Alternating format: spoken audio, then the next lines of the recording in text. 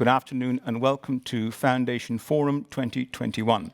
I'm Paul McDonnell, Executive Director of Global Digital Foundation, and I'm very happy to welcome you. Our think tank was founded for two purposes. First, to offer analysis of public policy affecting the development and the use of digital technologies. And second, to serve as a platform on which digital innovators, regulators, and legislators can come to friendly, close quarters on matters whose resolution is in their common interest. Foundation Forum 2021 is an initiative of the latter kind. It is the first significant encounter within what we intend to be a developing assurance framework, an enduring project, a project to bring together legislators, regulators, and innovators in order to prepare for a common regulatory cybersecurity and privacy standard within the AI supply chain. For more and continuing information about this initiative, see foundationforum.eu, and for information about Global Digital Foundation, see globaldigitalfoundation.org. Today, we have three topics for discussion. The first is AI innovation and regulatory frameworks in Europe. This will be moderated by Lorenzo Pupillo, Associate Senior Research Fellow and Head of the Cybersecurity Initiative at that very sound think tank, CEPS. The second topic is enabling AI and data space innovation with SMEs. This will be moderated by Mark Vloemens, Head of Artificial Intelligence Ecosystem Development at Eclipse Foundation. And the final topic will be the road ahead, securing a global AI ecosystem and standards, which will be moderated by Professor Ray Walsh. George Sharkoff was, in fact, he's the Vice Chair of ETSI, Securi. He was to moderate this latter forum, but Professor Walsh has stepped in at the last moment. Many thanks. So I want to thank all of you for participating. So let's get to it. We open with remarks from two of Europe's legislators, Brando Benifei, MEP, and Svetlana Penkova, MEP. Each will speak for about 10 minutes. And first up is Brando Benifei, and he is a member of the European Parliament. He's a member of the Parliamentary Committee, the Internal Market and Consumer Protection Committee, IMCO. He's also a member of the Parliament's Special Committee on Artificial Intelligence in a Digital Age, which is, I understand, Brando, committed to developing a long-term strategy on artificial intelligence that will serve the interests of Europeans. You are going to speak on the subject of the AI Act, from which point of view, I think from the point of view of IMCO, and for which you are the rapporteur. So you're very welcome, and the floor is yours. Yes, thank you very much. Thank you for this invitation. I'm sorry I will not be able to stay very much more because of an incoming meeting in the Parliament. Some things have changed in the agenda.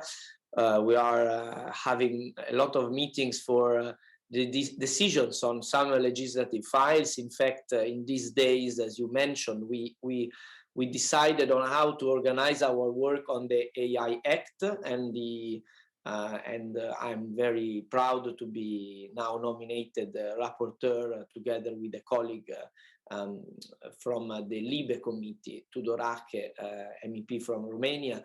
We will be the two negotiators of the European Parliament for the AI Act, which is a regulation, so a hard law on AI, which will start its work, its parliamentary work to become a real regulation. Now it's just a draft proposal from the Commission. It will start in these days, in these weeks.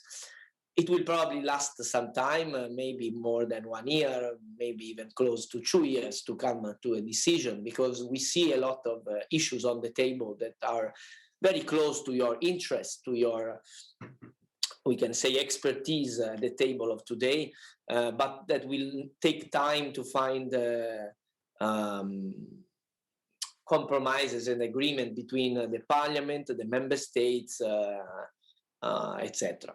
So it will be a long work, and so it's important that we think tanks and with stakeholders of all kinds, we try to have occasions of exchange like the one that we are having now, so that we can try to give some inputs and maybe in time also get some feedback and have a dialogue. And so the AIDA committee, the special committee on the artificial intelligence that you mentioned, is a committee that was created to study the usage of AI and its development in Europe from all perspectives. It will deliver a report in the next months that is the fruit of all this work, of these hearings, of these debates. And it's going to be the basis for our more substantive work on the AI regulation that will start now. So we will get for sure a lot from the report. I'm also working on it myself, and it will be the basis for our amendments that we will develop on the draft regulation proposal of the Commission.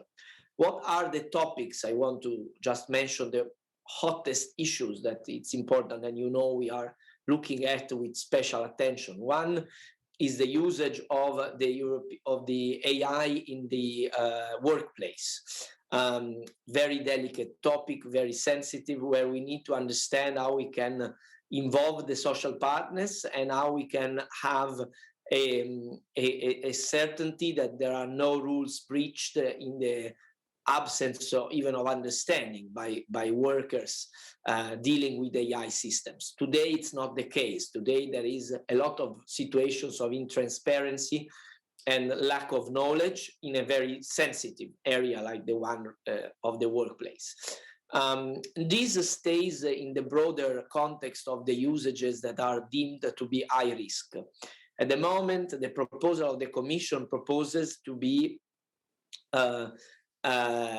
letting a very large amount of self-certification of the risk assessment and the compliance with the rules by those that want to put a new product of AI in the internal market. The Parliament is looking at solutions that can entail some degree of ex-ante checks, so a third-party control before putting products in the market when they are dealing with fundamental rights.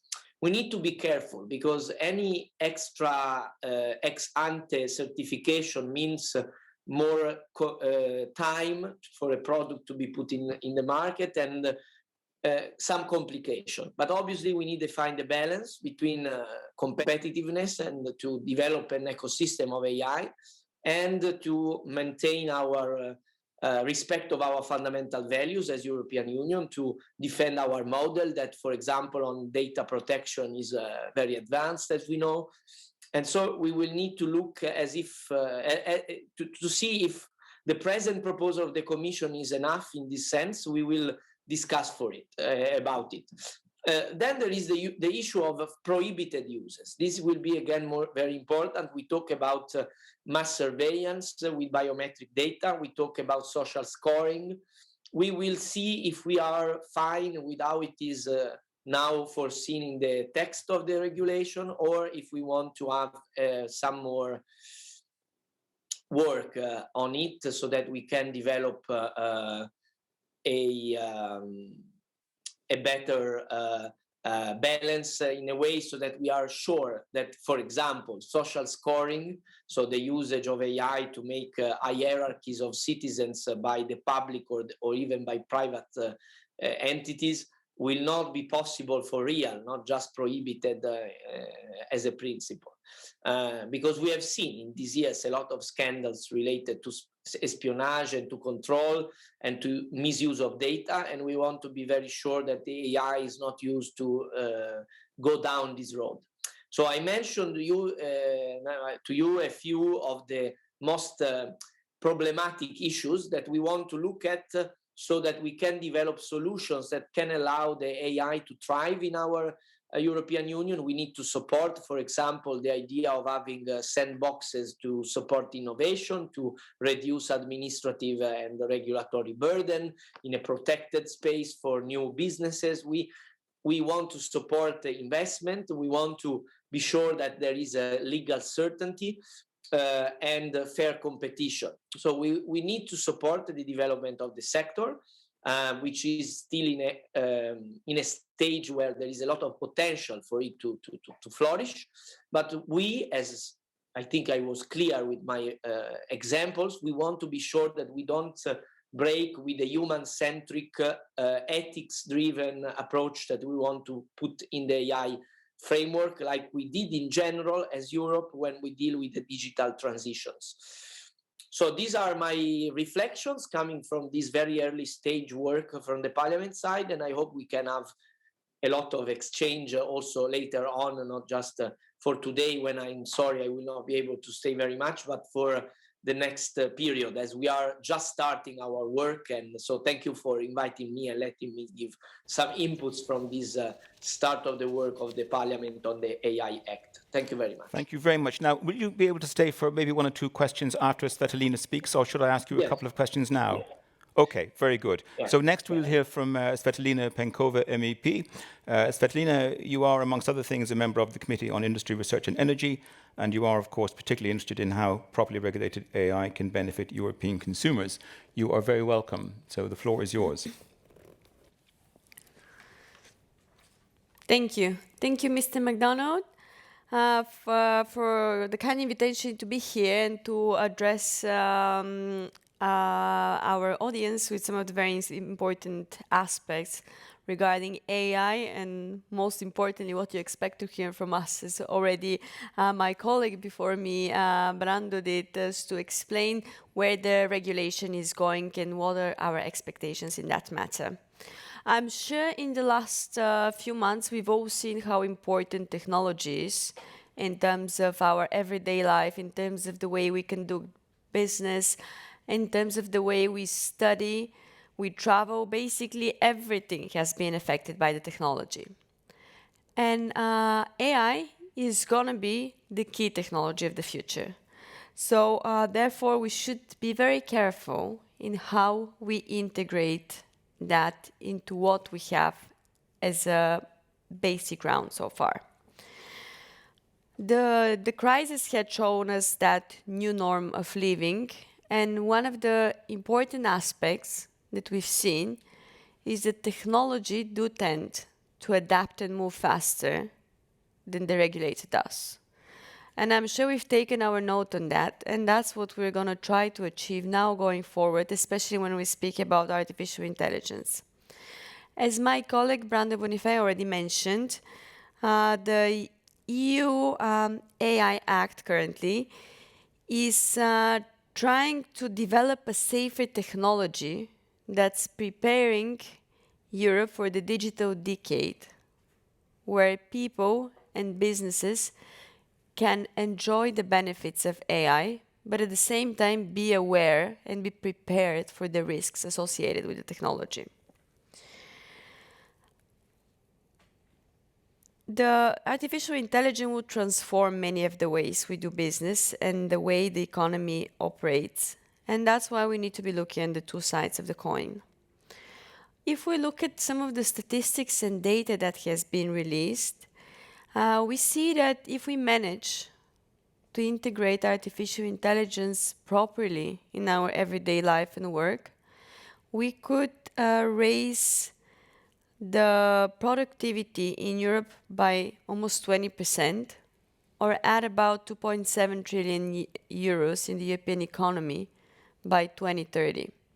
Of course, also it's just estimates, but they can give us an idea of the scale we are talking about when we're speaking about the implementations and the benefits artificial intelligence could have. Of course, here it's quite important to mention that a lot of the studies do show that artificial intelligence could help us reduce the global greenhouse emissions between 1% and 4% also by 2030. And as you know, this is one of the primarily goals now of all the European policies, and everything we do is related to the targets we've set for the Green Deal. The healthcare sector, I'm just going to mention it here because I'm sure we've all seen the importance of the healthcare system and the importance of having a sound, adaptive, and high-tech healthcare system, especially when we have to react to unprecedented situations as the one we've seen now. So AI has a very wide application there, and it became actually one of the most developed and the one field that it's already been quite actively used. I'm coming from the banking sector because before going into politics, I used to be a part of the financial world and more specifically the banking sector. And I can tell you from experience that the proper implementation of the AI, especially in the financial field, would be crucial to develop the industry going forward. The financial sector, the market is quite competitive. So in order to sustain and to meet the challenges and to meet the needs of the customers, you need to be constantly developing and adapting to what's coming up in the market in order to meet the customers' expectations.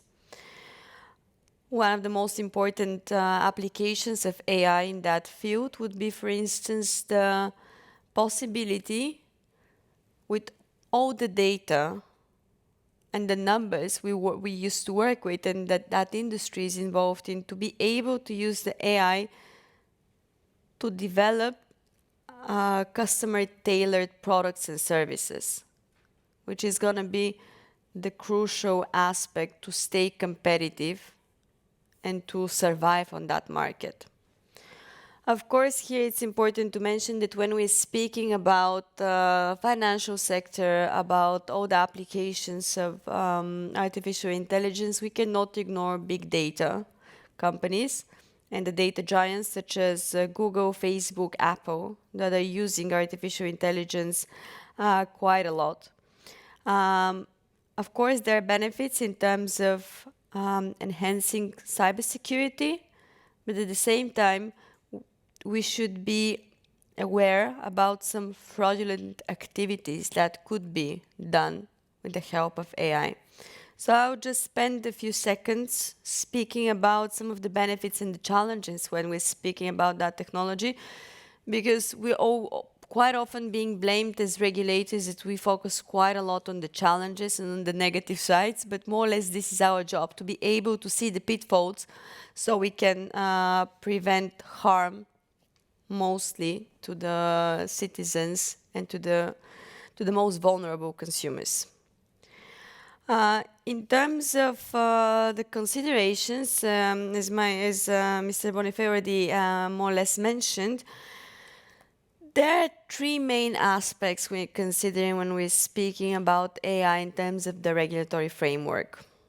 We're speaking about the social, the economic, and the ethical consequences and considerations when we are trying to frame the regulatory framework for artificial intelligence. If artificial intelligence is not correctly monitored and controlled, it may lead to a lot of unlawful and fraudulent behavior.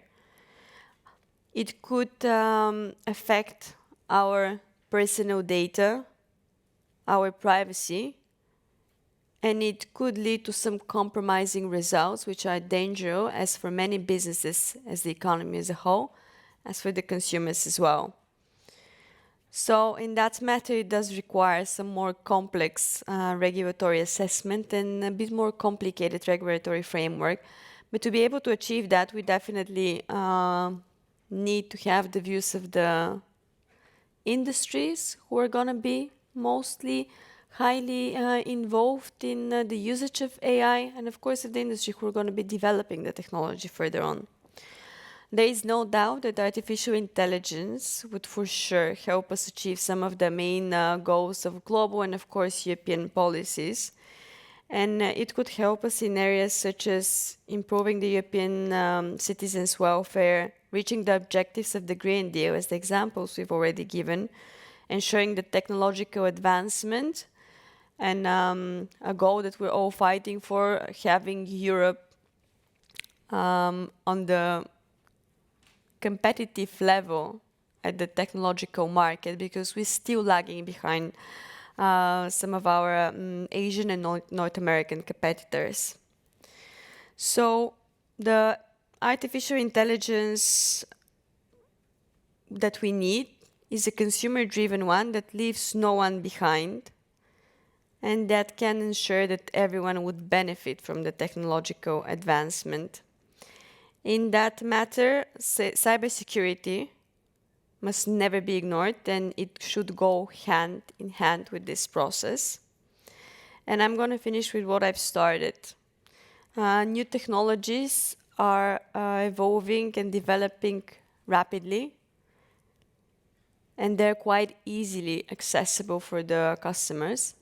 And it is our goal to make sure that the regulators are running at least, if not the same, with a similar pace, so we can ensure we're doing our job properly. And as Brando already said, forums like that are quite helpful and useful for us to understand which are the most important areas where we should be focusing, where we might need the help of the industries, because in order to make a working and a proper regulations, you need to understand the standpoints of all the stakeholders involved. And I think especially when we're speaking about technological regulatory framework, we're going to put quite a strong emphasis on those ongoing communication with everyone who is going to be part of that digital transformation we're all going through. Thank you. Looking forward to see all the remarks and hear the questions. Bertolina, thank you very much indeed. I have, I think, two questions. And the first one, two questions for both of you, really. The first question is, and I'll ask Brando to answer it first, and it's this. I think there's a good degree of anxiety amongst industry and business in Europe that the digital AI regulation could reinvent the wheel or could result in overlapping rules. To what extent is the Parliament looking at the existing regulatory infrastructure in terms of product safety and so on, and looking for ways to adapt this to the AI environment without developing what may in some cases be parallel or overlapping rules? Brando. Yes, I'm sorry, but I lost a part of the words. Oh, sorry, I beg your pardon. Well, my question is that there is a sort of awareness, I think, amongst businesses in Europe that Europe already has a lot of product liability rules and safety rules, and indeed equality rules. And there is a fear that the Artificial Intelligence Act could simply be duplicating some of these. And so maybe we should be tweaking the existing rules, looking at the existing rules to see how they can be adapted. Yeah, well, I will answer on this. Then I'm sorry, I will have to leave, but this is a very important point. I think we will need to be sure that we don't do this duplication, and in fact, that we use existing instruments and existing structures. We don't need to invent new organization or new instruments. We already have important independent authorities working on many topics that are crucial, like if we think of data protection, of privacy, of fundamental rights. So we can use the existing instruments and put them in context with the AI regulation. I'm not in favor of inventing new structures, but rather making them work. For example, many authorities that could be included, existing ones included in forms of ex-ante checks, presently don't have enough people working there, enough instruments so to act. So we need to make the existing instruments working fine with the AI regulation and having the right resources to be able to act. This is how I see it, and I see the point. I think it's one of the crucial, we can say, points that we will need to look at to do a good regulation work. Thank you very much. Okay, well, thank you very much, Brando. I think you have to leave us now. Yeah, thank you very Okay. much. Well, thank you very much for your contribution. Svetlina, what's your take on this question? Of course, I agree with what Brandon had already said in terms of there is no necessity to invent the wheel nor to double a regulation. However, I do think that some of them do still need an update because having a regulation that's not up to date with the current development in terms of like the technological advancement, it doesn't make it practically usable. And this is a very dangerous game if you start to impose rules that are not applicable in the future. So definitely we should not double them, but we should build upon them. And here, of course, because you did mention in your question that Europe is quite strict on some of those rules, and we do tend to have actually quite a lot of them. And this is a general critique we're getting quite often on the EU side in terms of overregulations. And I'm just going to allow myself to give an example, for instance, with the Green Deal, because Europe was definitely the leader to start and to have a law, the first actual climate law. And at that point, we did get a lot of criticisms in terms of the fact that by doing this, we're actually destroying the competitiveness of the market. However, we've seen that not later after we've imposed that climate law, actually quite a lot of our competitors did follow us and they started imposing the same regulations. So what I'm trying to say is Europe is quite often the leader in seeing which ones are the most important and the needed regulation and the crucial regulatory framework. And we still have to keep up and try to also be the leader in implementing it and have it implemented not at the expense of the industry or like the technological development, which I'm pretty sure we're getting better on that side as well. I have one more question, and I think it's really for you because Brenda's no longer with us. So, and it was this: do you have a sense of what is the greatest risk of not having a proper regulation of AI? Is there a sort of an uppermost concern in your mind, a single concern that's uppermost in your mind, if we don't get an act that works? Well, there are two short answers. First of all is the effects on the labor force, and the second one is the ethical aspect. So we need to consider those. Otherwise, the technology is not going to be for the help of people, but it's going to have more harmful effects on them. Okay, well, thank you very much, Svetlina Penkova. Thank you very much for that. And also again to Brando Benefei. Thank you for your contributions. That was most interesting.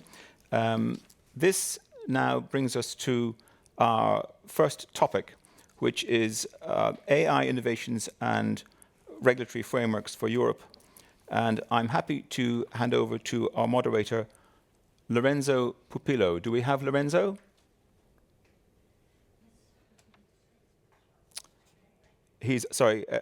Lorenzo is the Associate Senior Research Fellow, and he's the Head of Cybersecurity Initiative at CEPS. So, good afternoon to everybody. It's a great pleasure to be here, although only online, but that's it, the situation. It's what it is now. And so we will, now in this session, we will look at regulation, AI innovation regulatory framework in Europe. We will have a very interesting panel, with a different perspective. And I will start, just to warm up the panel and also, to set the stage. I will start presenting some of the work that CEP has done specifically on this issue of AI and security. In particular, we have worked on a task force, a multi-stakeholder task force on AI and cybersecurity for more than 1 year. And we will publish a report. This task force was made by 17 private companies, 8 EU institutions, 2 international organizations, 5 university think tanks, and 2 civil society organizations. The goal of this task force was to bring attention to the technical, ethical, market, and governance challenges posed by intersection of AI and cybersecurity, we look at AI for cybersecurity, but also at the cybersecurity for AI. And we develop some recommendations to ease the adoption of AI in cybersecurity in Europe. What are the basic messages coming out from the task force? First of all, AI applied to cybersecurity is a double-edged sword. From one side, AI can enhance cybersecurity, but from the other side, it poses security and ethical concern. Let's see briefly how artificial intelligence can help security teams. This can be done in three ways: improving system robustness, system response and resilience. System response is the ability of a system to maintain its state, although there are shocking, okay? So thanks, this can be done to self-testing and self-healing software. Enhance system responses, the capacity of the system to respond autonomously to attack, identify vulnerabilities in other machine, and generating a response accordingly. Third, AI can strengthen system resilience, the ability of a system to resist and tolerate an attack by facilitating threat anomaly detection. But if these are the positive aspects, there are also some negative effects. AI has the following effect on cybersecurity landscape. It expands existing threats. Think about, in other words, make stronger the possibility of the current threat. Think about the possibility of working 24 hours a day and the effect that can have on a scale, much bigger scale. Introduce new threats. Think about voice manipulation, deep fake, the possibility of easily breaking captcha. And it also, this is similarly important, it alters the typical characteristic of a threat. Why is that? Because when we talk about AI, we have not only software, for the algorithm, but also data. And this is a new domain. In other words, data can be attacked, it can be poisoned. Okay, but there are also ethical considerations related to the AI in cybersecurity. Exactly if we go over these three specific components. System robustness. There is an issue of control. Who is controlling the AI system? How do we make sure that the system is behaving according to our expectations? System response. There is the issue of responsibility. How do we ascribe responsibility for autonomous response system, machine that will start, to respond autonomously to these attacks? Third, system resilience. Bring about the issue of skills and de-skilling. If we delegate threat detection to machine, how do we make sure that our analysts will still be able to do it? I want just to remember you that now the Navy train the people, not only to use the instrument to navigate, but also to use the stars, because, for this issue of keeping, avoiding, the skilling phenomenon to some extent. But there are some important policy issues. Should we trust AI or working towards making AI more reliable? Trust implies delegation, okay? And the issue is that AI, in theory, to be robust, needs to be assessing not the possible perturbation, but this is extremely difficult to do. So this means that although it's important to take into account some delegation of robustness, resilience, and response, we need some form of control. They are quite necessary. And we think that control can be assured, among other components, through the following monitoring practices. Companies in-house development of AI application model testing of data, adversarial training between AI systems, parallel and dynamic monitoring of punctual check to AI system through a clone system. Second issue is the human oversight. Assuring human control on AI calls for a level of expertise by human to exercise true control oversight. Such human operators understanding how to approach to different level automation. Third element, I'm just giving you, the basic idea, but there is much more of that. Third element is we look at also openness of research. There is, many of these AI models are open source. And this has implied some type of democratization of AI. Okay, in other words, almost everybody can have access to AI models now. But the problem is that poor cybersecurity and the protection of these models may lead to hacking opportunities for actors seeking to steal such information. Okay, now, having said that, we have suggested, a bunch of recommendations. I will present just the most relevant to some extent.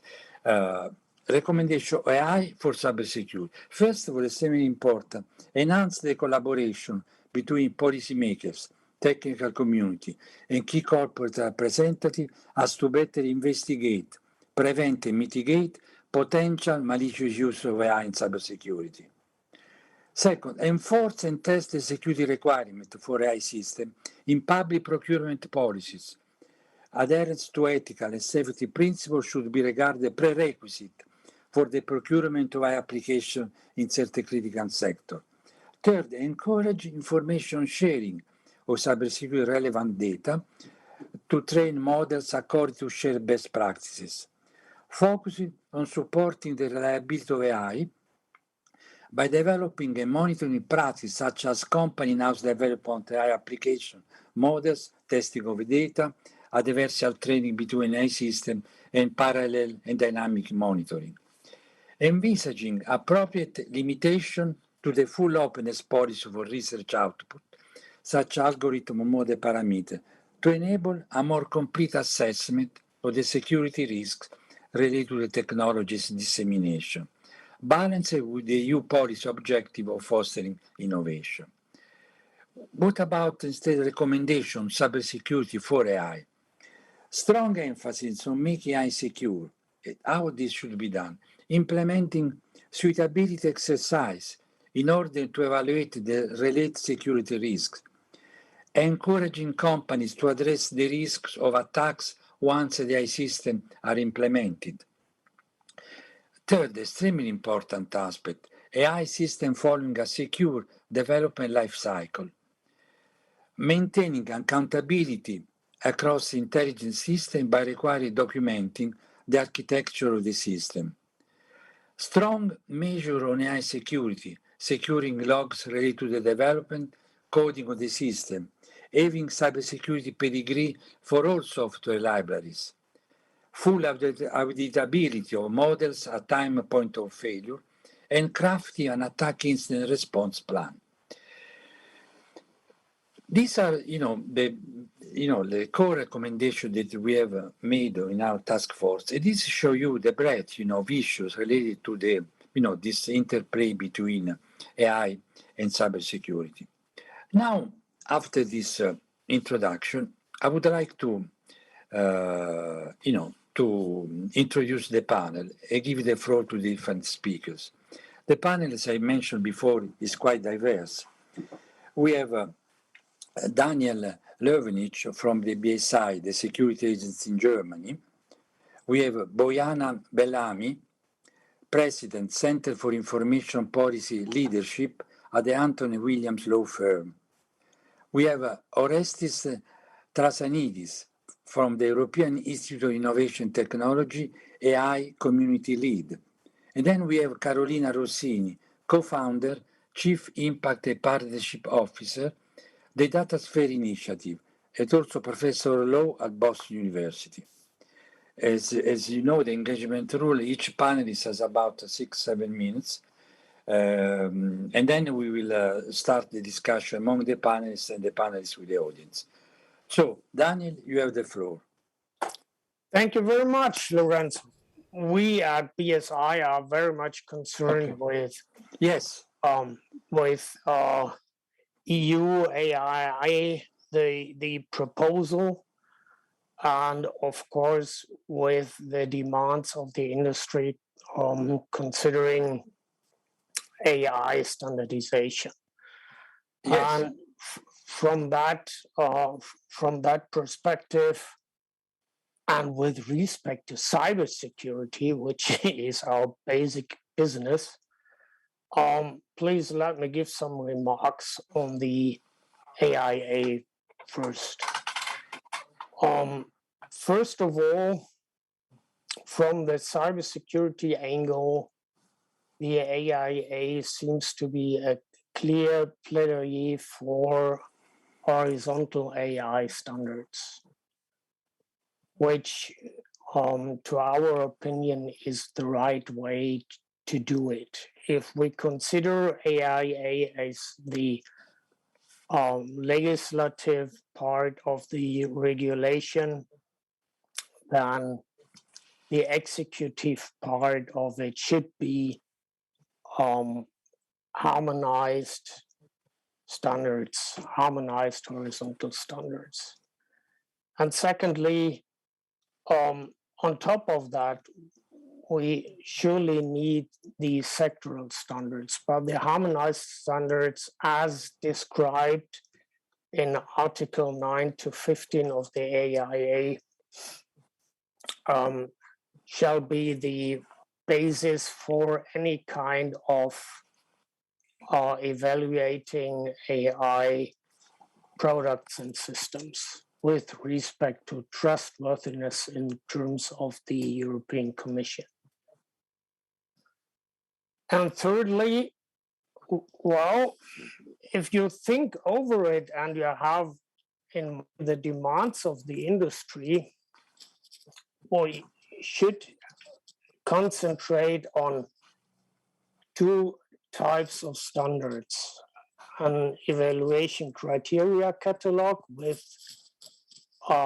respect to all kinds of conformity testing, and the corresponding methodology catalog, both being extendable for the progress of the AI techniques.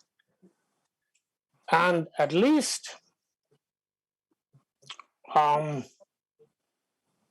if you have a look on all these, Lorenzo mentioned it, if you have a look on all these embedded AI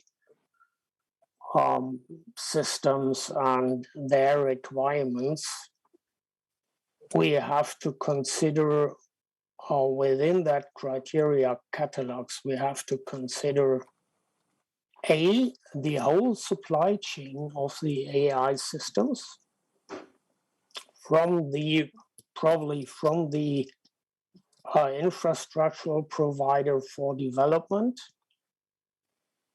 to the end customer.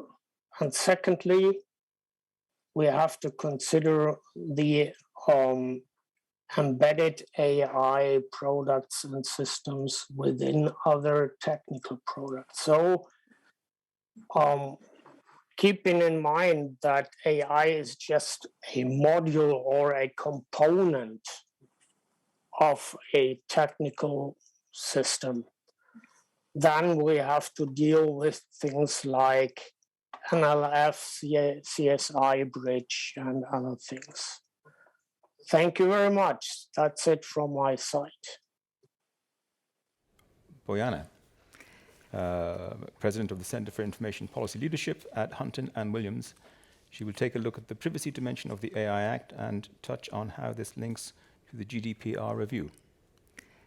Excellent. So thank you very much. It's really very good to be here virtually with everybody who is watching.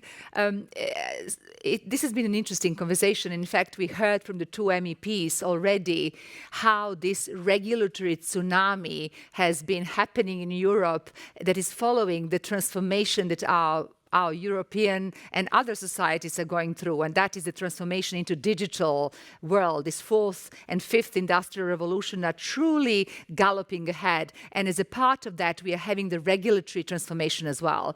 And so the question becomes, how do we think in a more holistic way in these other different areas of regulation? And AI is a great example. We at the Center for Information Policy Leadership have actually been looking for a long time into GDPR, but now we also have to look at the way other data and digital regulation interacts with GDPR, and what does that mean for companies? What does it mean for regulators? And it's not just the AI Act. Equally, we can talk about the DGA, DSA, DMA, e-privacy, the forthcoming Data Act as well. It is really important to consider much more holistically the interaction between these laws, but also what it is that we are trying to achieve.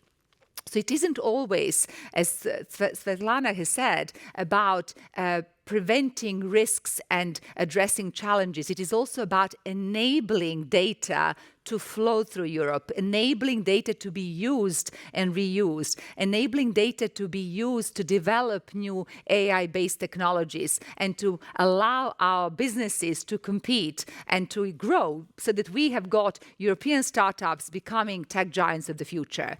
Now, there are some things that we have looked at, SIPL, with first of all, some tensions that exist in the way AI technology develops and GDPR. And these are very important to understand because as we think about the EU AI Act, we have to make sure that these tensions do not maintain and they do not stay. For example, very importantly, GDPR talks about data minimization, minimizing collection of data, minimizing the retention of data. Now, AI, in fact, works opposite. We need more data in order to ensure accurate algorithms, in order to ensure unbiased and fair and non-discriminatory development of AI. So there is this tension. So we need to make sure that we can actually use data to train AI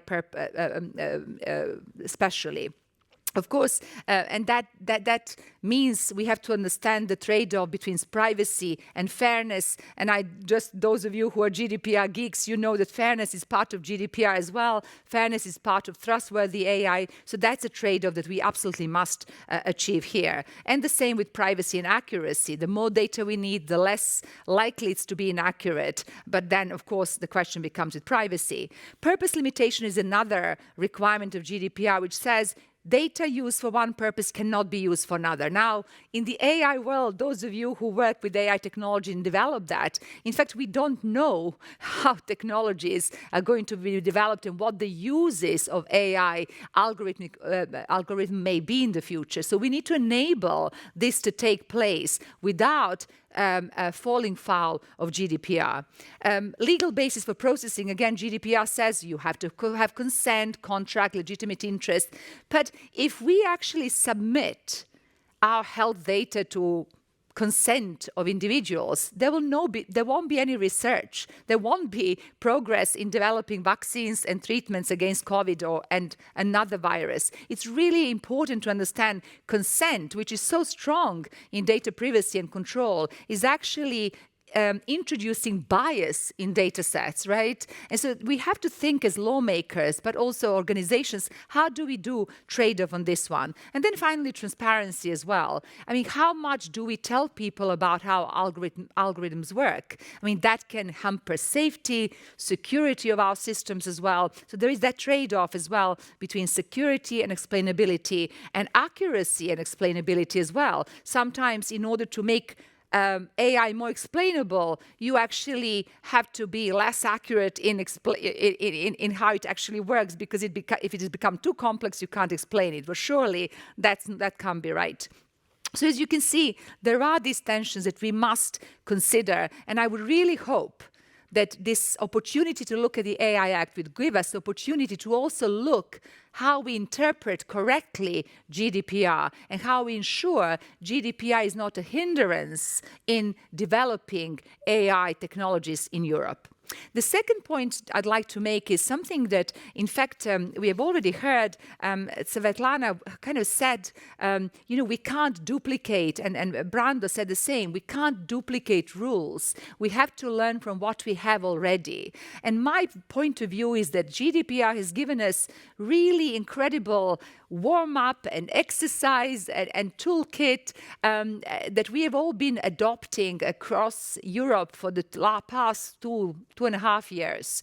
It has taught us how to develop accountability, how to do privacy impact assessment, how to understand fairness, how to appoint the right structure and governance. And all of that can be used in delivering accountable, trustworthy, responsible AI. We don't need another AI impact assessment. We have to have companies cannot be asked to do 15 different assessments per different legal requirements. They're going to do one assessment that includes privacy, security, AI, fairness, accountability, and then they will launch the product. So please, let's reuse what we have already. Let's not duplicate. One of the things that GDPR was excellent in doing and needs to be better implemented is the risk-based approach. And I'm delighted to see that picked up in the EU AI Act, and we need to really make the most of it. And what it means is that you cannot label technology high risk. You can label the use of technology high risk, right? So biometric identification could be high risk if it's one-to-many, but it may not be high risk if it's just authenticating me that I'm who I am, so I can enter my hotel room, I can log onto my phone or onto my computer, or even into my workplace. So there really are different ways in which AI is used, and we must enable positive, beneficial uses of AI and really focus on those that would create risks and harms to individuals. Importantly, however, we must not only look at the risks. Any risk assessment must look at the benefits of AI. I was presenting at a session where we were looking at the use of AI environmental protection. And to be frank with you, this is completely new world to me, right? I haven't been looking into that before. And it's fascinating to hear how AI will be used, and including personal data, to actually potentially even predict how much I will be traveling, given I was a big traveler. Probably I'll get all kinds of red marks against my name saying, do not travel that much, you are emitting too much carbon. And why not? And I don't have a problem of using data for those purposes. So it really is important that as we consider AI applications, we don't look at the risks, but we also look at the benefits. What are we trying to achieve by this AI? And equally, if we do not deploy AI, what are we going to lose? What is the reticence risk that we may lose because of not doing this?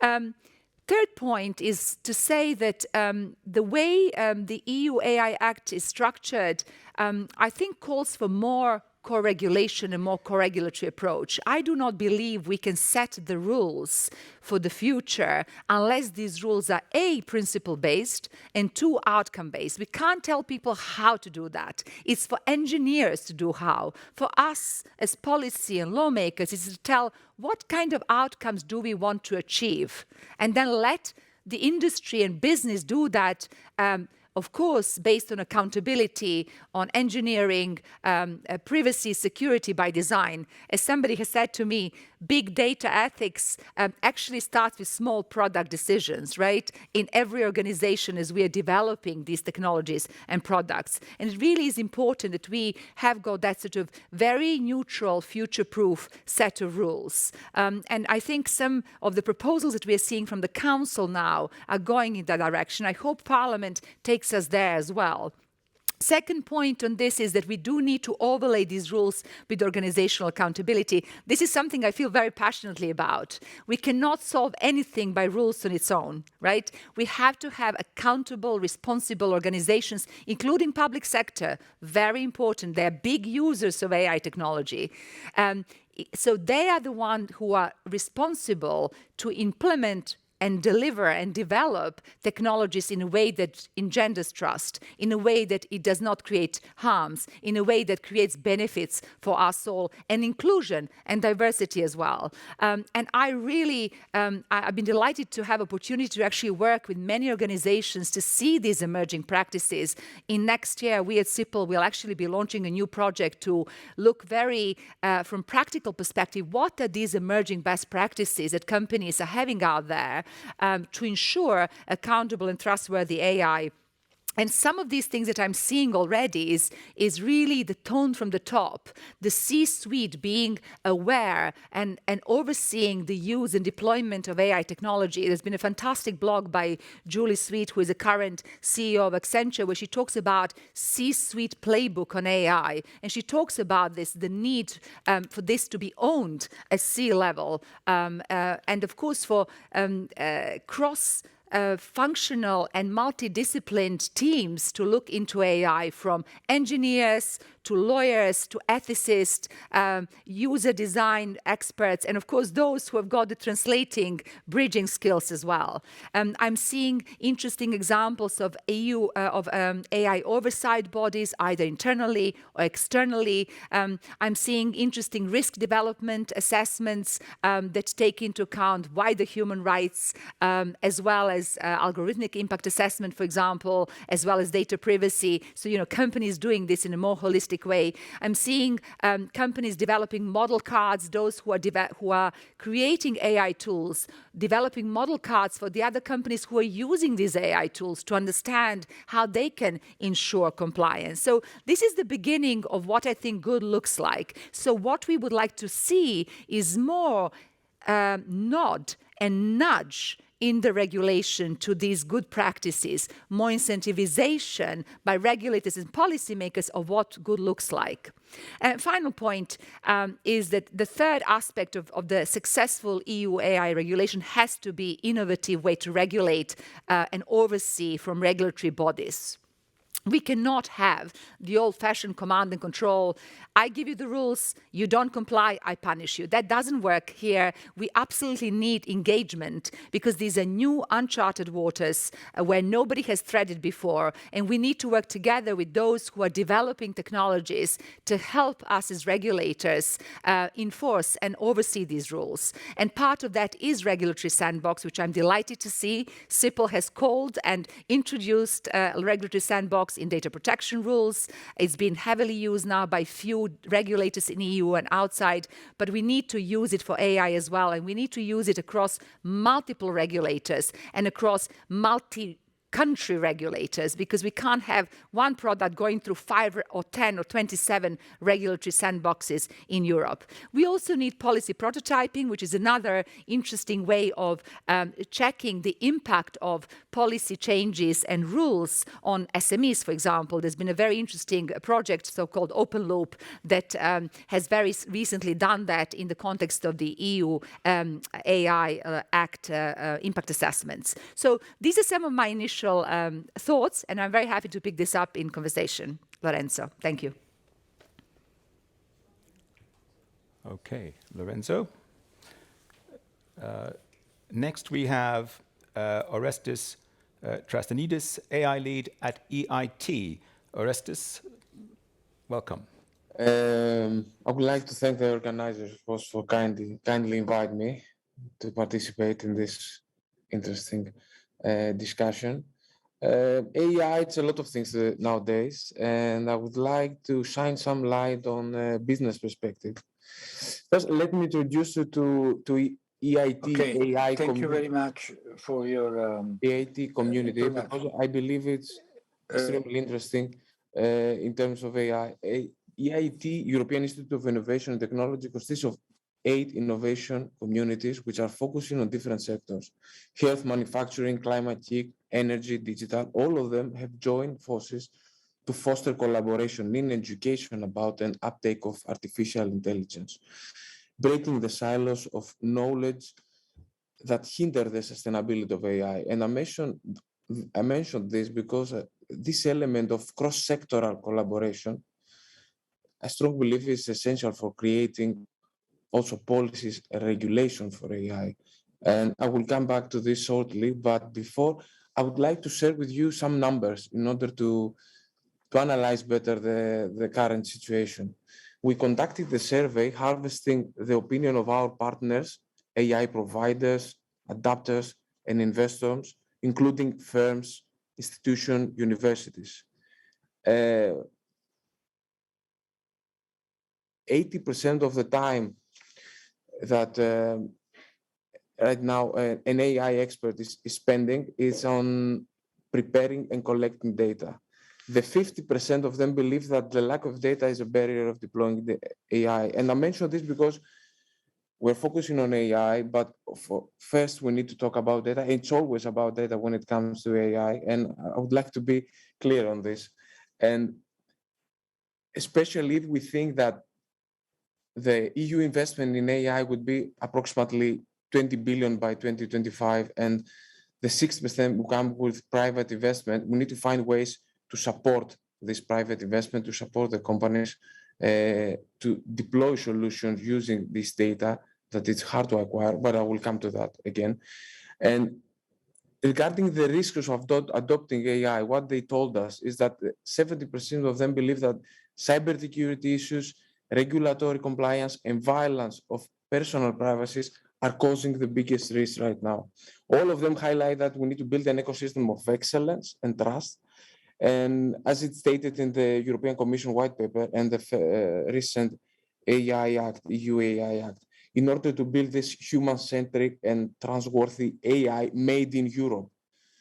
The recent EU AI Act gave us the boundaries of AI. Already we discussed about this, and a general framework in order the national committees to start issuing more specific regulations and guidelines. So the challenge for Europe is how to operationalize the principles of the white paper and this act across the diversity of AI technologies, domains of application and deployment scenarios. Just to give an obvious example, there's a stark difference between what is needed for a B2C deployment, targeting end users and leveraging personal data, and the deployment in manufacturing, mostly relying on machine data. So we need to find a balance between a firm data governance, including law and hardening regulation based on the precautionary principle, with intention of not downplaying dangers, and a soft governance, including co-regulation, voluntary self-regulation, as well as marketing mechanisms based on cost-benefit analysis, which will lift regulation barriers, especially for innovators, organizations, and SMEs with B2C or G2C model to create AI solutions. On the other hand, we need to find the balance in the dimension of scope, which ranges from context-dependent and to generic across the board. Already I've heard some things about this.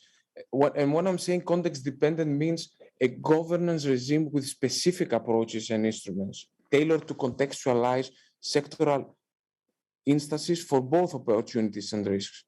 Generic across the board, it means when the same approach and instruments are applied irrespective of contextual and sectoral specificities. Based on those two axes, we identified 4 scenarios. I'm not going to explain them. It's going to be lengthy. Ultra-social, ultra-liberal, utopian, and of course, a dystopian. And all of them have scored differently in terms of innovation, fairness, trust, and growth. And it's important to understand this. It's very hard to find this perfect line, the golden line between those two axes.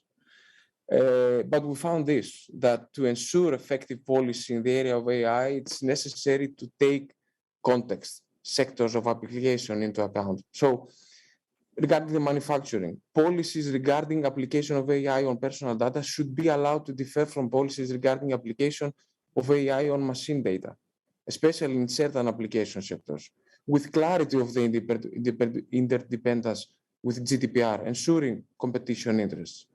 General regulations or policy measures can be considered in regulation to algorithm transparency and explainability.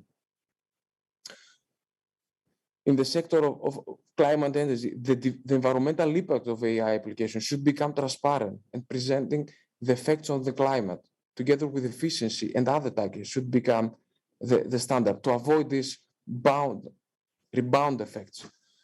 Smart cities, on the sector of smart cities, data collection by cities should be open for access to stimulate innovation. The same applies for certain data collected by private enterprises operating under the license by cities.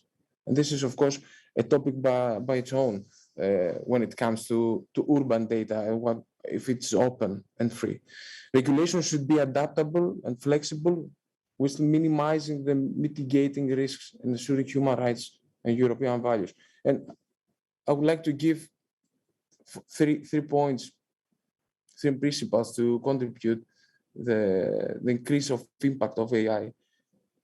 Privacy management supported by AI, an ecosystem overall transfer of data will be done with guaranteed GDPR compliance under auditing of the regulator. counterfactual checks and algorithm explainability. Think of the health patient. They should be aware of how their data are used and understand the decision-making process. And of course, it was already mentioned, so I'm not gonna spend more time, the sandbox-based regulation. That are my insights for this discussion, and I'm happy to discuss more with you in the discussion that follows. Thank you. Okay, Orestes, many thanks for that. And finally, we'll hear from Carolina Rossini, co-founder, Chief Impact and Partnership Officer of the DataSphere Initiative and Professor of Law at Boston University. Carolina, you are very welcome. Hi, everybody, and thank you so much for inviting me, and thank you for the organizers to support our remote participation today. So I'm sorry I couldn't be in Brussels with you today. So while Orestes and Boyana actually made my work much easier about when they talk about sandboxes and things has a holistic approach, which are core advocacy points for my organization, I still have some points to add to the discussion. So I want to make sure that if you remember anything from my presentation today, these are the three core points, which I think communicate well with what the other speakers have said. Clearly, we live in a moment where complex problems demand complex solutions.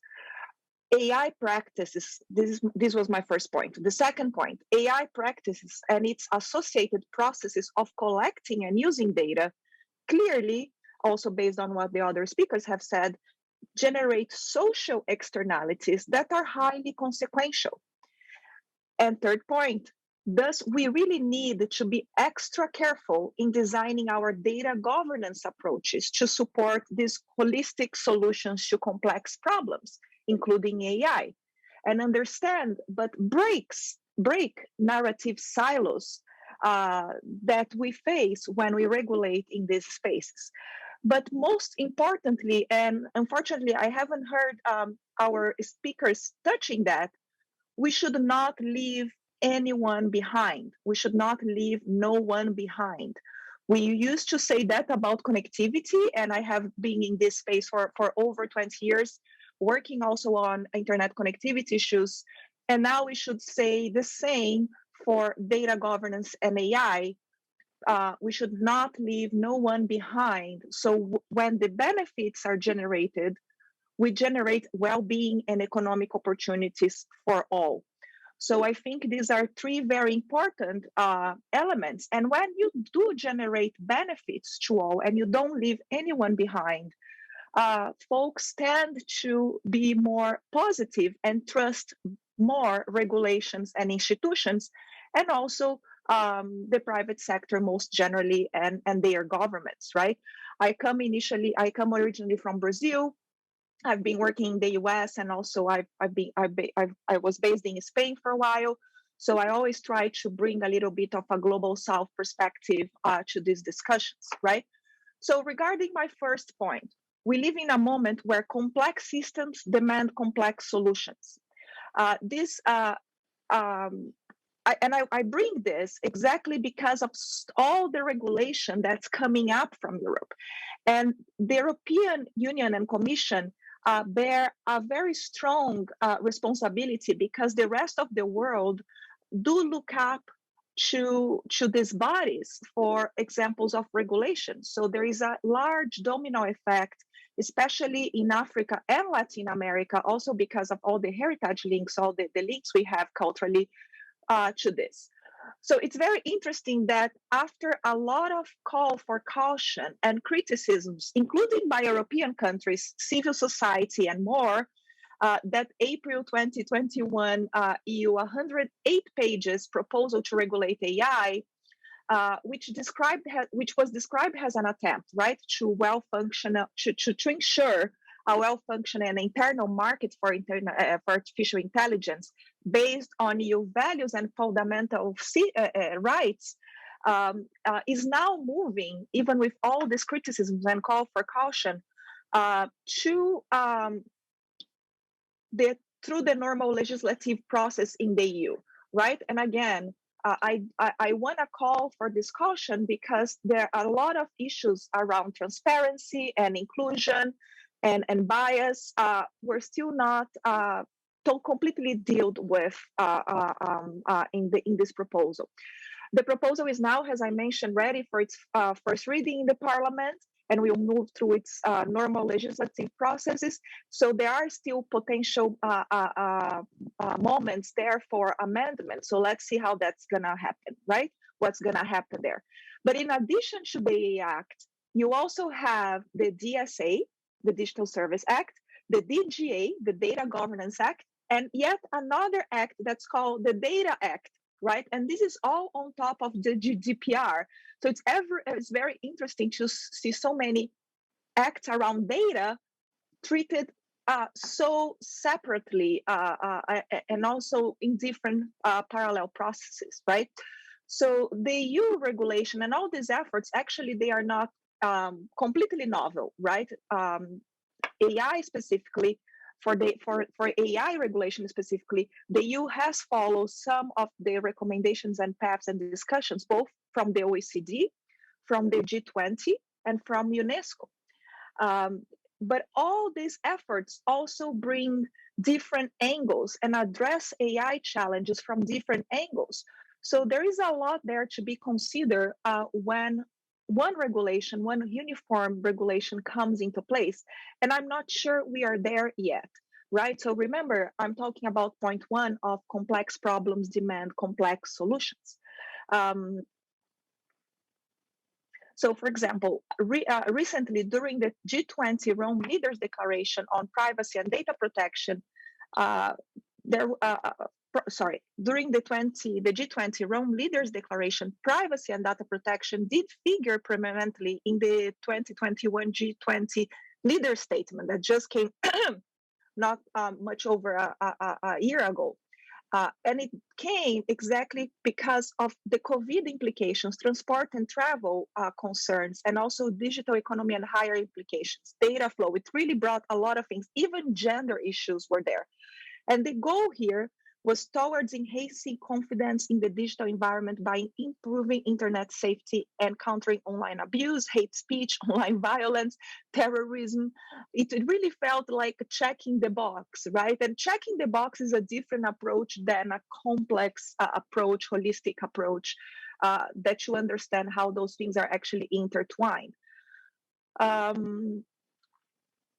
While it's true that the European Union's institutions indeed have taken a global significant step with this proposal for the Artificial Intelligence Act, as I said, academics and human rights advocates have warned that these initiatives bring narrow safeguards that neglect how existing inequalities and failures to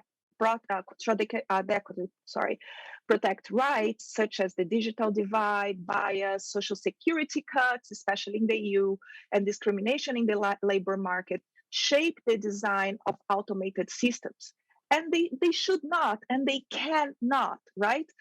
Technology is neutral. The responsibility is behind of those is on those who are behind, who are developing that technology. And if we ensure a good data governance that is inclusive and deal with these concerns, we will be able to not leave no one behind and foster innovation and really support, for example, is small and medium enterprises, right? Because it's very easy when you are in a big company to absorb some of those costs. I worked for Facebook for some years, and it's much easier for Facebook than a startup in Brazil to absorb those costs, even if it's cost for everybody. But that we need to help those folks understanding this complexity and making it easier for application. The same thing, right? The same critics also, and there is a letter with hundreds of signatures from civil society and academics, also from the US, regarding the data regulation efforts via the DSA and other upcoming ones, where they have alerted to elements of data flow restriction, including the expansion of IP rights like trade secrets to data. And that's not helpful when you try to solve problems like climate change or epidemic issues, right? So we have to be very careful on expanding IP rights to data should really understand the chilling effects of those constraints on innovation, especially by SMEs, actually, right? Regarding my second point, right, AI practice and its associated processes of collecting and using data generate social externalities that are highly consequential, right? This is my second point, again, repeating so we all remember it.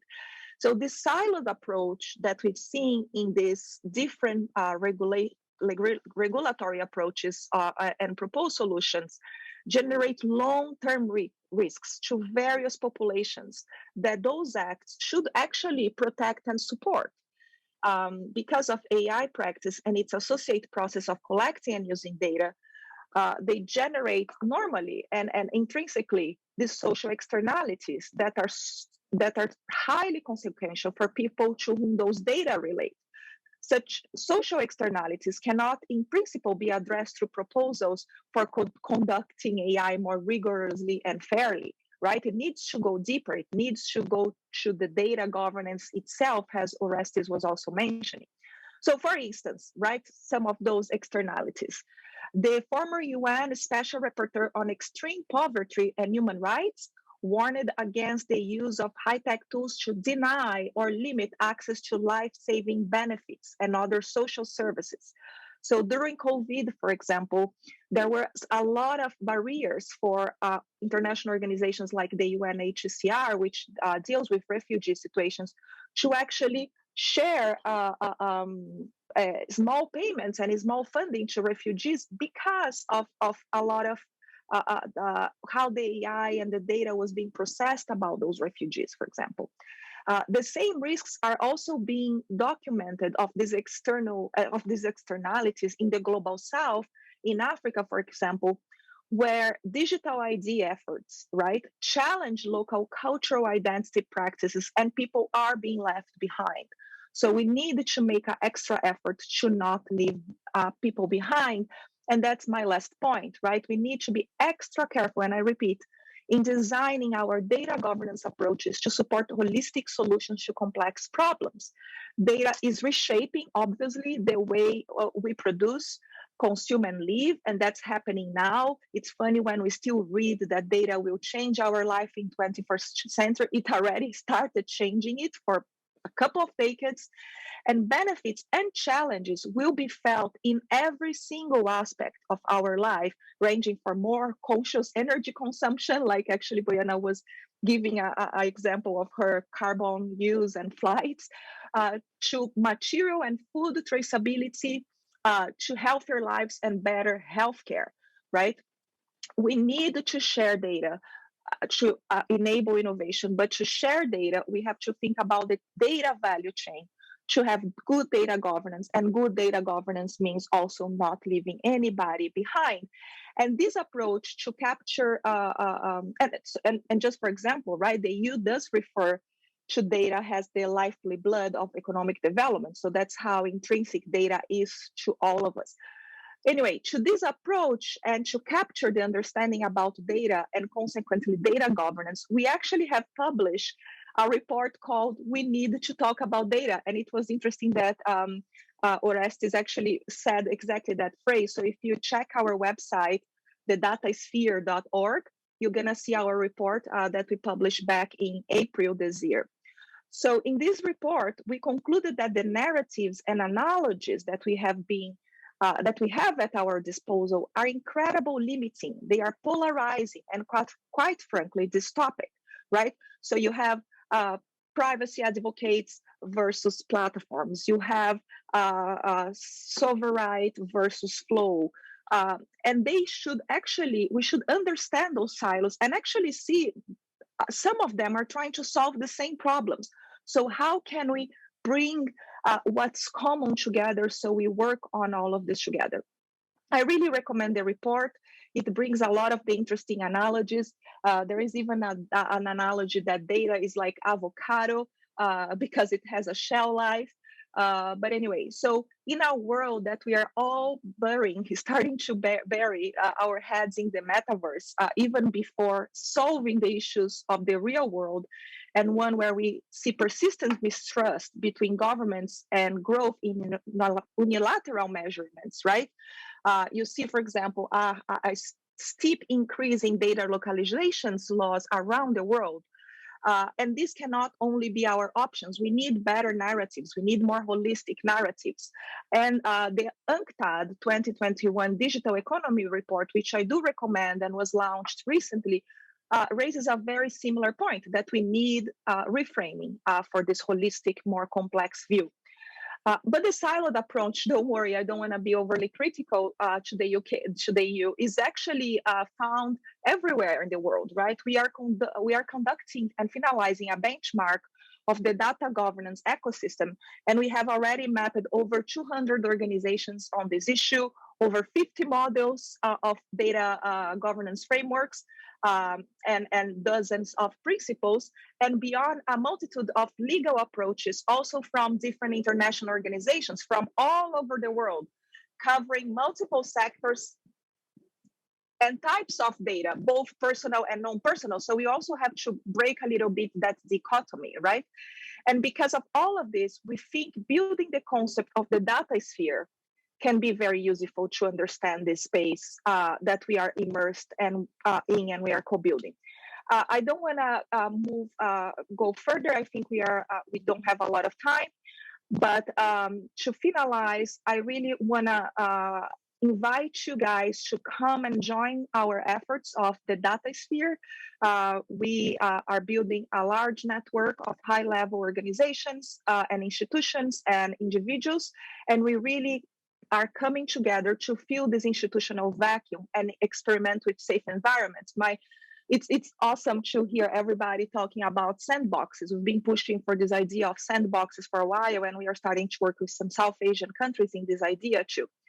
And we need to embrace diversity, right, to drive innovation. And this is our focus at the Data Sphere Initiative. Thank you so much to the moderator and my fellow panelists. Carolina, thank you so much for that. And that concludes our first session. So I want to thank our panelists, Lorenzo Pupillo, Daniel Luvinic, Bojana Bellamy, Orestes Trasanidis, and indeed again, Carolina Rossini. We will now take a short break. Thank you. Hello and welcome back. It's now time for our second topic, enabling AI and data space innovation with SMEs. This will be moderated by Mark Vluens. Mark, over to you. Thank you. I would like to use these 50 minutes to quickly set the stage for further discussion within the panel with a very short presentation before we go into some question and answers and hopefully also some discussion between the panelists. To set the stage for this, I would like first to introduce the 4 panelists. First is Theo Dimitratos. He is R&D director with Huawei for the data sovereignty and professor at the University of Kent. Second, we have Antonio Lamara. He is CEO of Security Forge, an SME focused on data protection and cybersecurity through a number of services and solutions. Third, we have Professor Fabio Martinelli. He's research director with the Italian National Research Council, vice chair for the European Cybersecurity Organization, and expert advisor to Horizon 2020 Protection and Security Advisory Group. And last but not least, sitting next to me live here in Brussels, is the founder of the digital platform governance DPG and director of TAIE Institute Europe. I'm coming from the Eclipse Foundation, and to quickly set the stage here, the Eclipse Foundation is the open source foundation of choice, becoming rapidly of choice in Europe, and although we have a global presence and reach, we are still very much, I'm losing my slide. working on the, how do we call it, introduction of our open governance system here in Europe.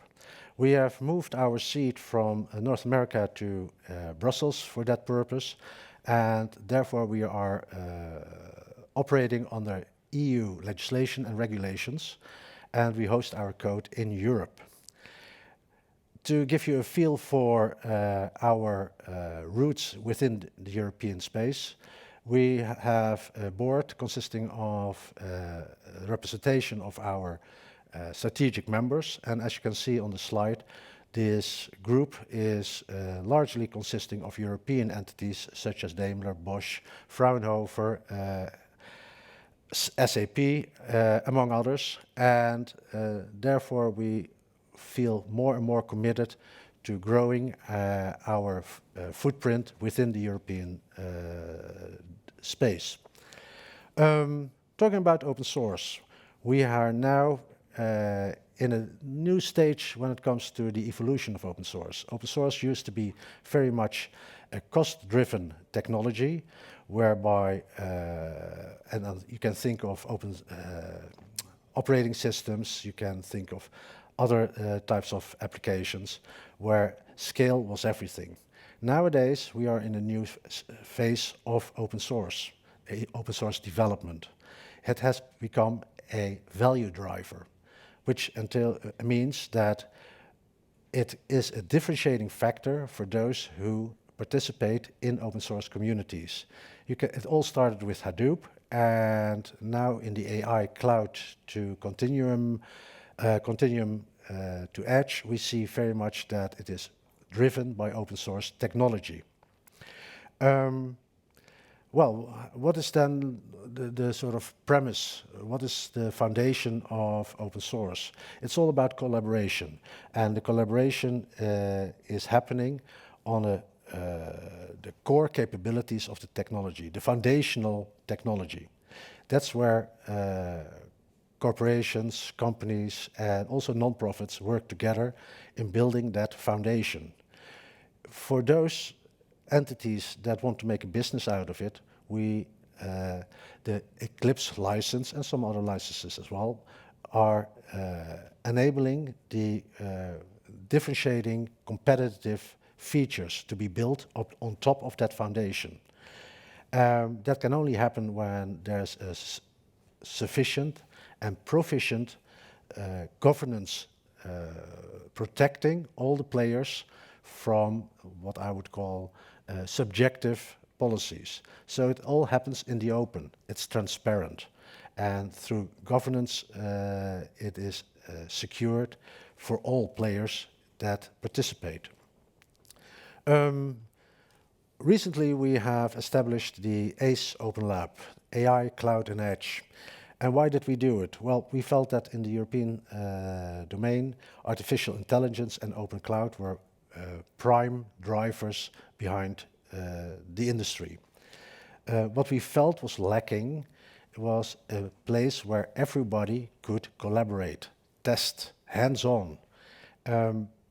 The most labs, AI labs, tend to be confined to the organization's boundaries.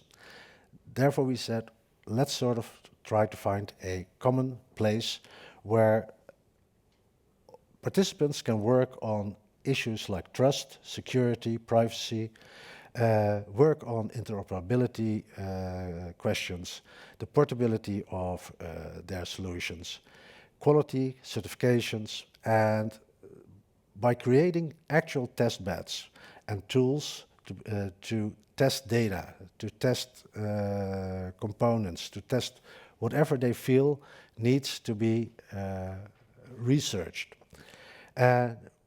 We organize it around industry verticals, preferably. Think of health.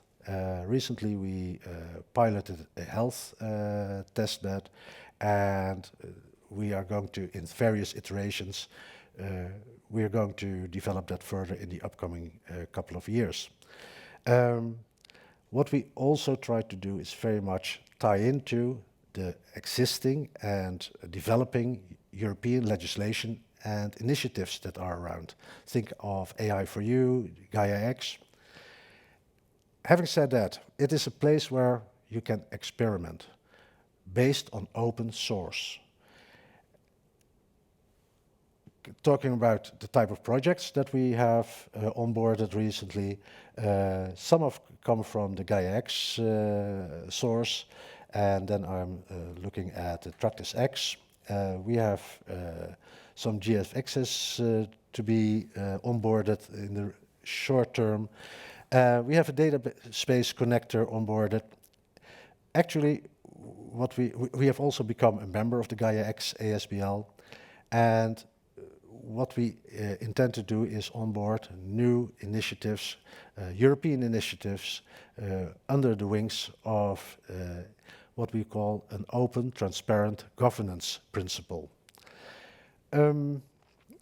Let me sort of dive into the first question. And that's a question I have for Antonio.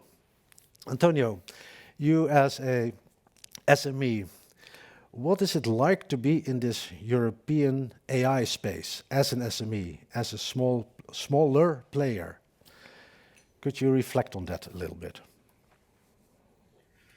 Well, I think that being on the AI space as an SME is a very great opportunity because, you know, AI has enabled a lot of SMEs to grow really a lot, and we have many also here in the area of Pisa in Italy as well, because, you know, in AI mostly is based on the model that you're able to build on top of the data that you have. So of course, the more the data, the better the model. But it's true that if you are very good in shaping a significant model, then your algorithm can be very, very beneficial. I can mention a lot of startups who are very famous for their algorithm. The most famous one has become TikTok, mainly in the US and China, because basically their AI algorithm was so powerful that user wanted to be on the platform for very long and significant time compared with other social media, for example. Okay, thank you. Thorsten, having heard this, is there something that you have missed in what Antonio said, or is there something that you would like to add? I think, yes, first, it's an exciting time for businesses and for the industry in general. And I think in Europe, the idea that Europe is lacking behind, I think if you ask industry representatives, they would kind of disagree, because you kind of compare apples and oranges. So we have informational, transactional, and operational technology ecosystems, and on the operational, so the Industry 4.0 is not necessarily competing with the informational or the transactional, although of course you could have competitors coming in like the Googles, etc. But on the industry side, and where lots of SMEs are also taking place, and I'm from Germany, all the hidden champions, many of the hidden champions are there.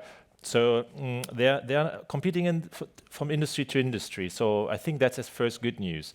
Probably the challenge is the sharing of data upon which AI models are developed, are grown. I mean, in the machine learning environment, and I think to create a legally secure environment for data federation or federation of infrastructure, I think it's very important. So because often the players have not enough data, or are not sure whether they should share their data, and that creates, I think, additional momentum for that industry to build models and to build data lines upon which then you can develop your applications and share them back into this ecosystem. So I think overall, the previous panel had this discussion on the regulation side, which was very interesting. And that's certainly, when I listen to that, it's certainly what they call a ex ante approach, a risk-based approach. But if you look at the continuum where we are, let's say, not just in Europe, but also in other parts, when we haven't started with AI, we're experimenters, practitioners, professionals, or impact. I think I think many have not started yet, that's for sure. But maybe most of us are experimenting, maybe practitioner. But on the other hand, we face this very solid, AI Act proposal, then the different data management, data governance act. This comes actually from a time where AI and data, the data economy, focus on the consumer and on the end customer. Whereas now we're looking at industrial data. So often it's non-person related data. And I think here we see a great momentum. Probably also will face more regulation, which can create certainty. So it's not all that bad. That's not what I wanted to say in terms of regulation. Thank you, Mark. Okay, thank you. I'm picking up on something that you said, the availability of data. Fabio, with your background in cybersecurity, would it be wise to trust SMEs with sensitive data? Are they to be trusted? Well, definitely not all the SMEs have enough, let's say, technical capability to manage data, either technical or personal. At the same time, the situation is changing and improving with the opportunities that SMEs have to use virtualized environment and services. And definitely these platforms can offer instead managed security services and a set of facilities that allow SMEs to properly manage data and unleash the power of data, as Antonio mentioned before. So I think that SMEs should be empowered with technologies to master the data that they must use, that they must process, and so on. Okay, thank you. I'm hearing you say the word mastery. A question to Theo. What type of technology concepts would you consider to be available to support AI security and privacy? I'm thinking of compute to data, I'm thinking of federated learning maybe. What is there around that could help this trust issue? Yes, before I go towards compute to data and federated learning, let's start from the very core that was mentioned before, which is the ability to federate and share and control the usage of data, especially between different companies or in user data spaces, or possibly in the future between different member states or indeed globally. So the ability to control the flow of data, the ability to be able to capture into clear and possibly executable policies, concepts around consent, but more importantly, the ability to trace, to identify and trace policy violations is essential. And the more complex and the more federated the ecosystem becomes, and the more complex the data, the more important this is. And I'm going to emphasize that point, and I start from here before I go to federated learning and compute data, because I want to highlight the risk that I see in some communities, mainly, I have to say, of innovators rather than regulators, interestingly enough, in this particular case, which has to do with the illusion that by not transferring or sharing data, you do not have information leak.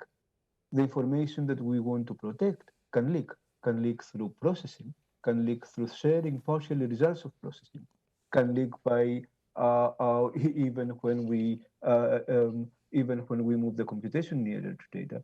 So information flow and data flow control and the control of the usage of data and information is quite important, and this needs to be facilitated by clear obligations and by ways of enforcing these obligations. Now, of course, if we are in a situation where we can move computation to data, then we may have a better controlled environment. But moving computation to data, for example, by federating learning or by doing other compute to data algorithms, does not solve the problem. It shifts the problem to a different level, a level where we need to develop appropriate technologies such as privacy-enhancing computation or computation computing or other technologies that would actually help us secure the computation and apply again control of usage of information on the results of the computation. So the important thing to remember here is that data leak does not mean I take an artifact from one point to another and I leak it that way. If I leak knowledge, if I leak information, if I derive things that I should not have, that I do not need to know, all of these actions are actions that violate data sharing or information sharing obligations. They're more different to police, they are more difficult to police, and they're more difficult to enforce. But we are developing in a community, and I believe that GaiaX was mentioned before, and data spaces were mentioned before, and I'm sure that Antonio and Fabio may also mention usage control later on, as I have mentioned as well.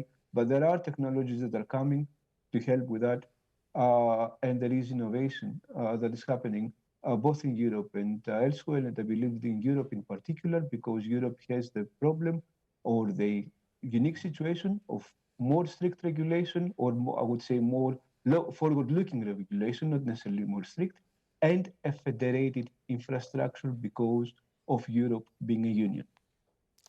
Okay, thank you. I'm looking now at Antonio. Antonio, you're the one who is customer facing. Can you work with this? Is this sort of, can you operationalize this, what Theo said?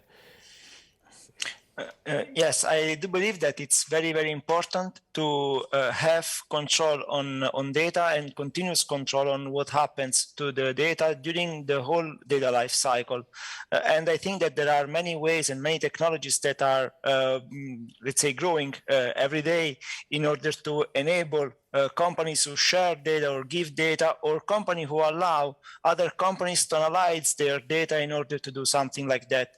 And it is very, very important to, in some way, both automate and make this process overall secure, because the processes must be very, very fast and quick.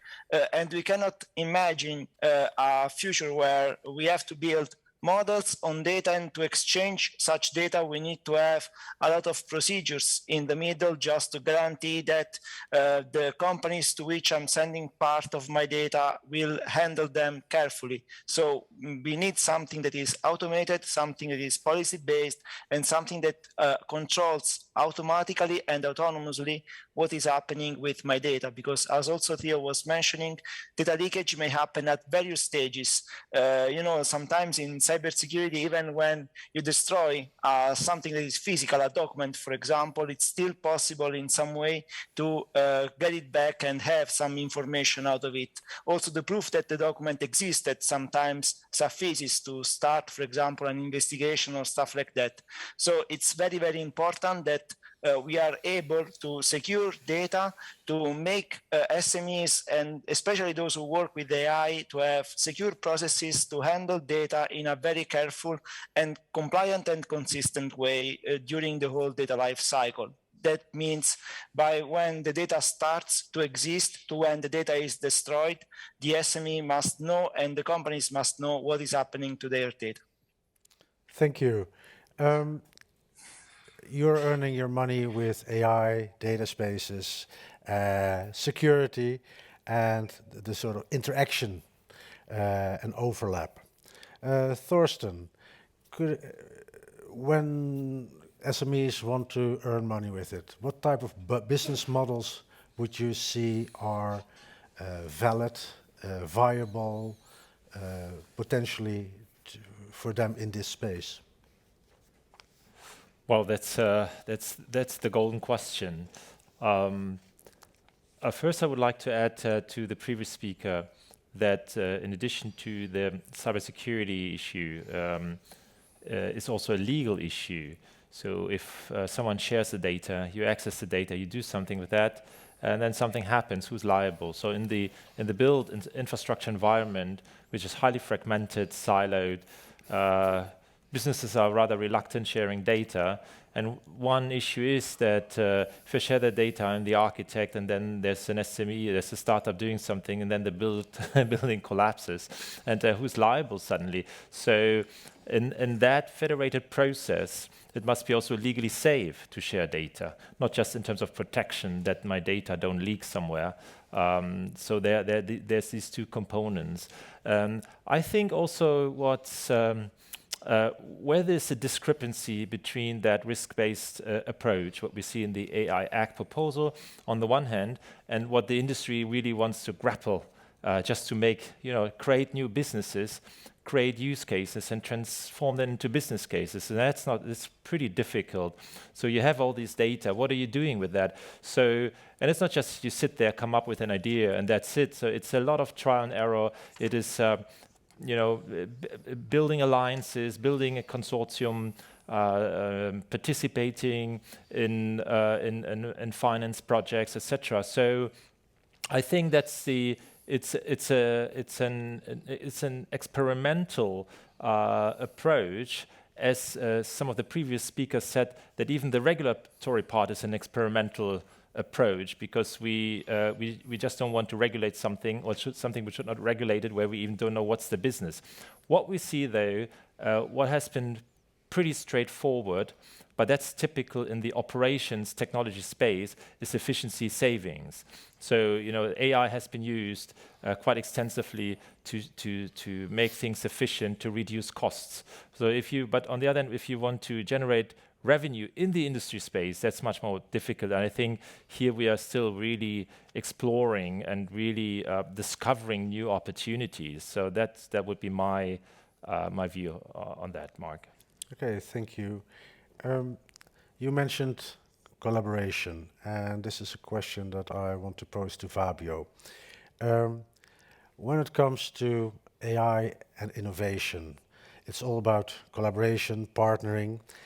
Who would you feel would make up the right mix of partners, collaborators, in order to move forward? When we talk about European digital sovereignty, when we talk about an open cloud, what are, in your opinion, the most sort of natural partners that could really shape that Europe of the future? Well, thanks for the question. Actually, this reminds me that one of my most successful projects was about collaborative and confidential information sharing and analysis. That is exactly one project that puts at the center the data with the data-centric policies and tells you the value of sharing and the value of doing the analysis on the shared data. And here's the collaboration. I think the consortium of this project is the typical example. You have large corporates, you need them. You need governmental agencies. You need associations. You need SMEs. You need a lot of organizations that allow you to build a solution and to deploy and exploit the solutions in several situations. I mean, in this respect, I think has been mentioned several organizations here, Gaia-X, and many others that are doing an excellent job, and we need to go on in this direction. So I think these technologies are there because they are answering a clear need. This need is going to grow exactly because of the great need of data and management of data, thanks to AI, and also thanks to the regulations that were mentioned before and the previous panel was mentioned. So we need also technologies that are allowed to express these, let's say, regulatory aspects together with the business one, together with the user preferences, all together in the same language, maybe manageable at high level and then enforceable at low one. And here again, we have a lot of successful technologies that companies are building around.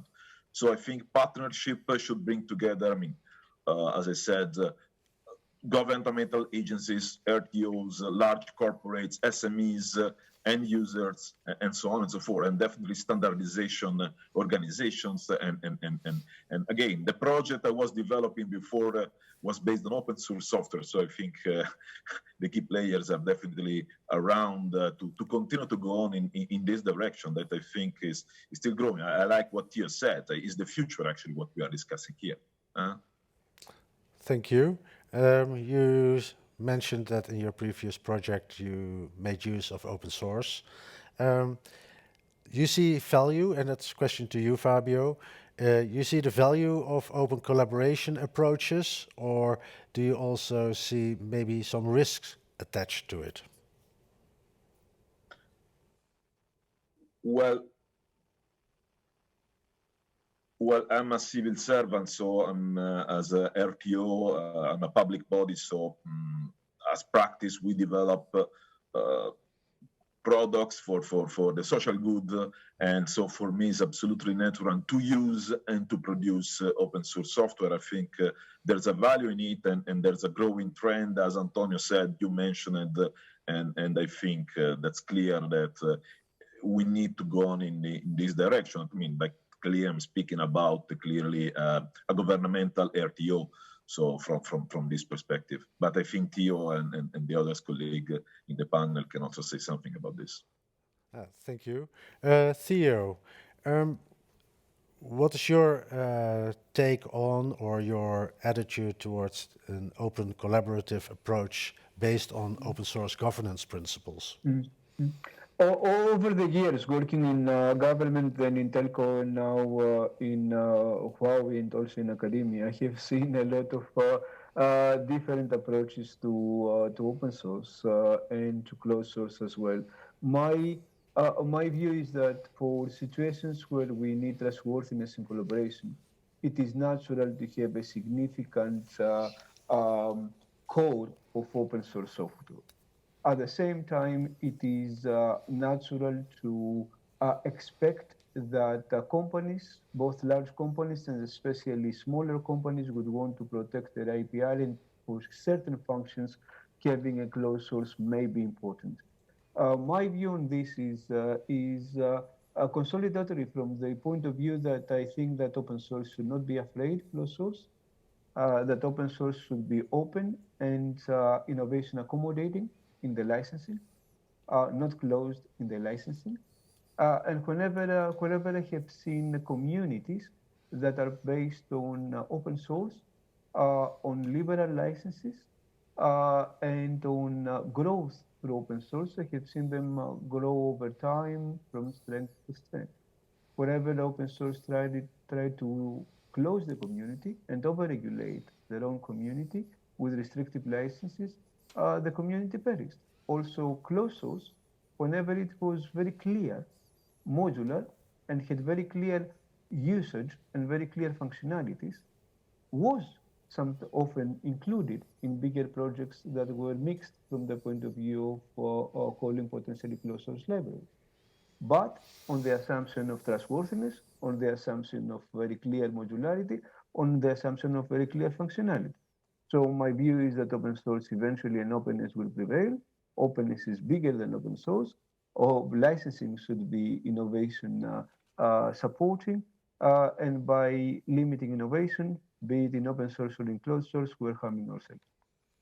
Thank you.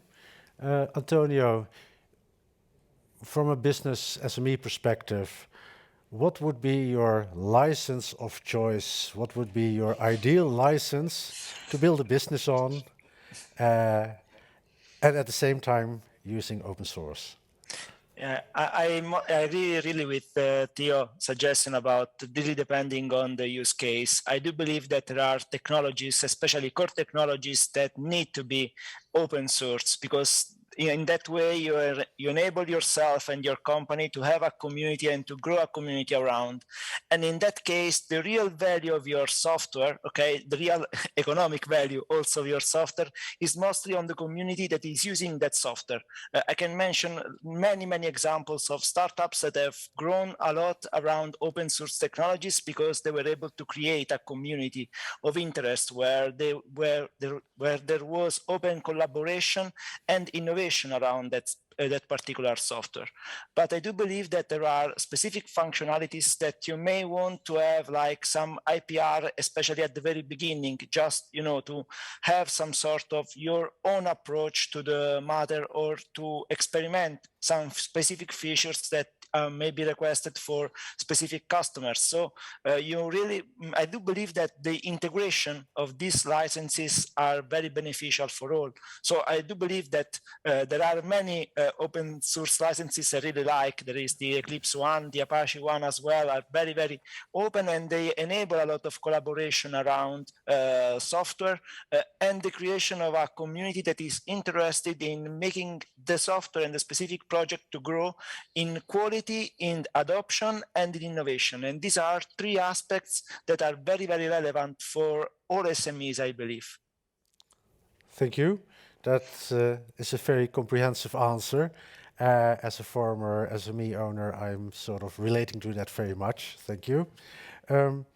What we haven't quite touched upon in this session is the notion of standardization. Standardization is quite often a post hoc, ad hoc, de facto exercise. Thorsten, can you sort of elaborate on how you see standardization in the AI domain develop in the upcoming years? Thank you for the question. I think in general, standards is somehow a win-win situation when multiple parties share and have all benefit from it. So this is why in the past, if you look at telecommunications, standards emerged very quickly, so you can offer the services across the borders. So even if competing countries, they say, okay, let's have a standards regime, and then they were built up, and we have now many of those standardization regimes, and then you see very successful, of course, was the ICANN, which led to really an explosion of the internet technology dissemination, and it was a de facto standard. Well, it was not kind of a legal thing. It was a de facto, and it created or helped to create this open innovation value-based network. And unfortunately, we see a little bit of a regression towards closed systems.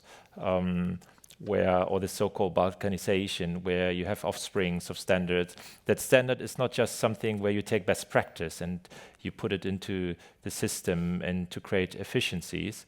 It's also to close off a community and to impose your advantage in that. So that's the risk. I think in standard, if it fosters exactly that common interest, that it allows collaboration and it creates opportunities and it creates efficiencies, I think then standards makes a lot of sense. If you see, and it will probably happen if standards are used to close off that community to have a certain advantage, I think then it's counterproductive in a way.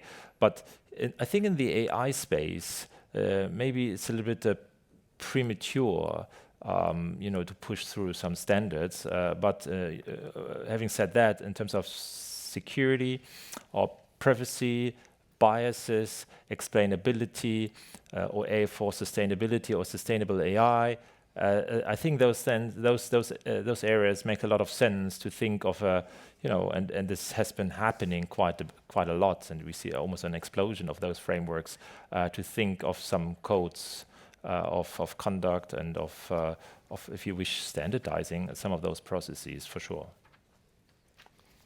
Thank you. Then that, and I'm trying to wrap up a little bit already. We have 10 minutes to go. But I have a question to you all, and I'm going one each after another.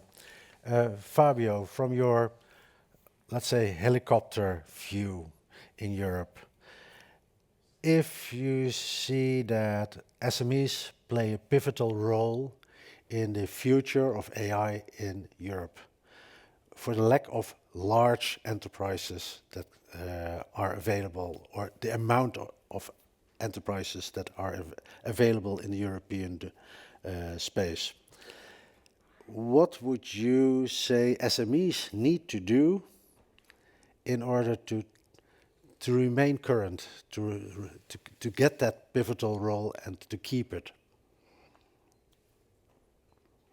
Well, I think again, more from the research side, I think SMEs should be part of larger ecosystems, and this is actually what also the European Commission is pushing, being part and connected with large corporates that in Europe exist, maybe not like obviously in US, and being connected to research and innovation, I would say, and to many European organizations rather than, I would say, national. I'm really a fan of Europe in terms of, EXO, the European Cybersecurity Organization, for sure fosters SMEs, fosters SMEs in cybersecurity because we think that are extremely dynamic and are the ones that can create new products, and new products about data usage control, new products about data sovereignty, and clearly exploiting the standards, whatever Gaia X, Eclipse, and whatever you want to create. So I think being connected to this large initiative is a suggestion I would give to SMEs at the European level, and to the forefront of these initiatives. Thank you. The same question to Theo. What from an R&D perspective could be done to strengthen the role and the place of the SMEs in this whole AI domain? Mm-hmm. So the first thing, and in fact that continues what Fabio mentioned, is to understand the ecosystem, understand the key innovation points, and then make sure that SMEs are engaged in the key innovation points. And this may not necessarily be the focal area. There may be a secondary area, but it has to be an area of very high innovation. To give you an example, it may be a corporate organization or a state or a federal state or a local authority that it is actually using AI or that is actually using certain AI models. And even the creation of the AI models, especially if they involve deep learning, may be happening in bigger corporates. But there could be SMEs that are contributing to the protection of these models, or SMEs that are contributing to the improvement or to the trustworthiness analysis of these models, or SMEs that are contributing to new ways of sharing data, or to new ways of optimizing traceability of potentially leaked models. So my suggestion would be both to SMEs and also, I would say, to planners of innovation of the innovation ecosystem, is to understand the dependencies, understand and identify the areas of disruption and of high innovation when somebody needs to think out of the box, and that is a great area for an SME, because the SME would have the risk-taking attitude. It would have the innovative thrive, if you want, and the perseverance built in to actually look into that kind of thing and think out of the box. Simply using AI or simply generating a lot of data or simply capitalizing on data are easy hanging fruits. And I would say that, frankly speaking, although we see a lot of SMEs competing on this at the moment, as the ecosystems mature and as the industry matures, there would be things that you would expect that typically big user space corporates or governmental authorities or other spin-offs to address anyway. Thank you. Thorsten, from your perspective, from your viewpoint in the industry, what would you say are SMEs lacking in order to really sort of make a difference? Are they lacking something, or are they missing out on something? Thank you, Mark. So I think SMEs, yes. So there's a little bit of skills gap. So an SME cannot from bottom up build its own machine learning, data analytics, engineering capacity. So it needs to get these resources from outside. And so you see already a shortage. So there is really a demand. We demand what was happening in the past maybe years now. There was this popping up of all those AI, machine learning, data engineering, crash course, 6 months. And people were looking, okay, what's your background? Is it in statistics? Okay, I think you will understand that. Are you a software developer? Are you a mathematician? Are you a physicist? So all these were ideal because they can program, they know the mathematics, they know the statistics, and they just need to know TensorFlow, and they need to do the tools, and then they become absorbed in the SMEs. But there is a transition, and I think it needs support.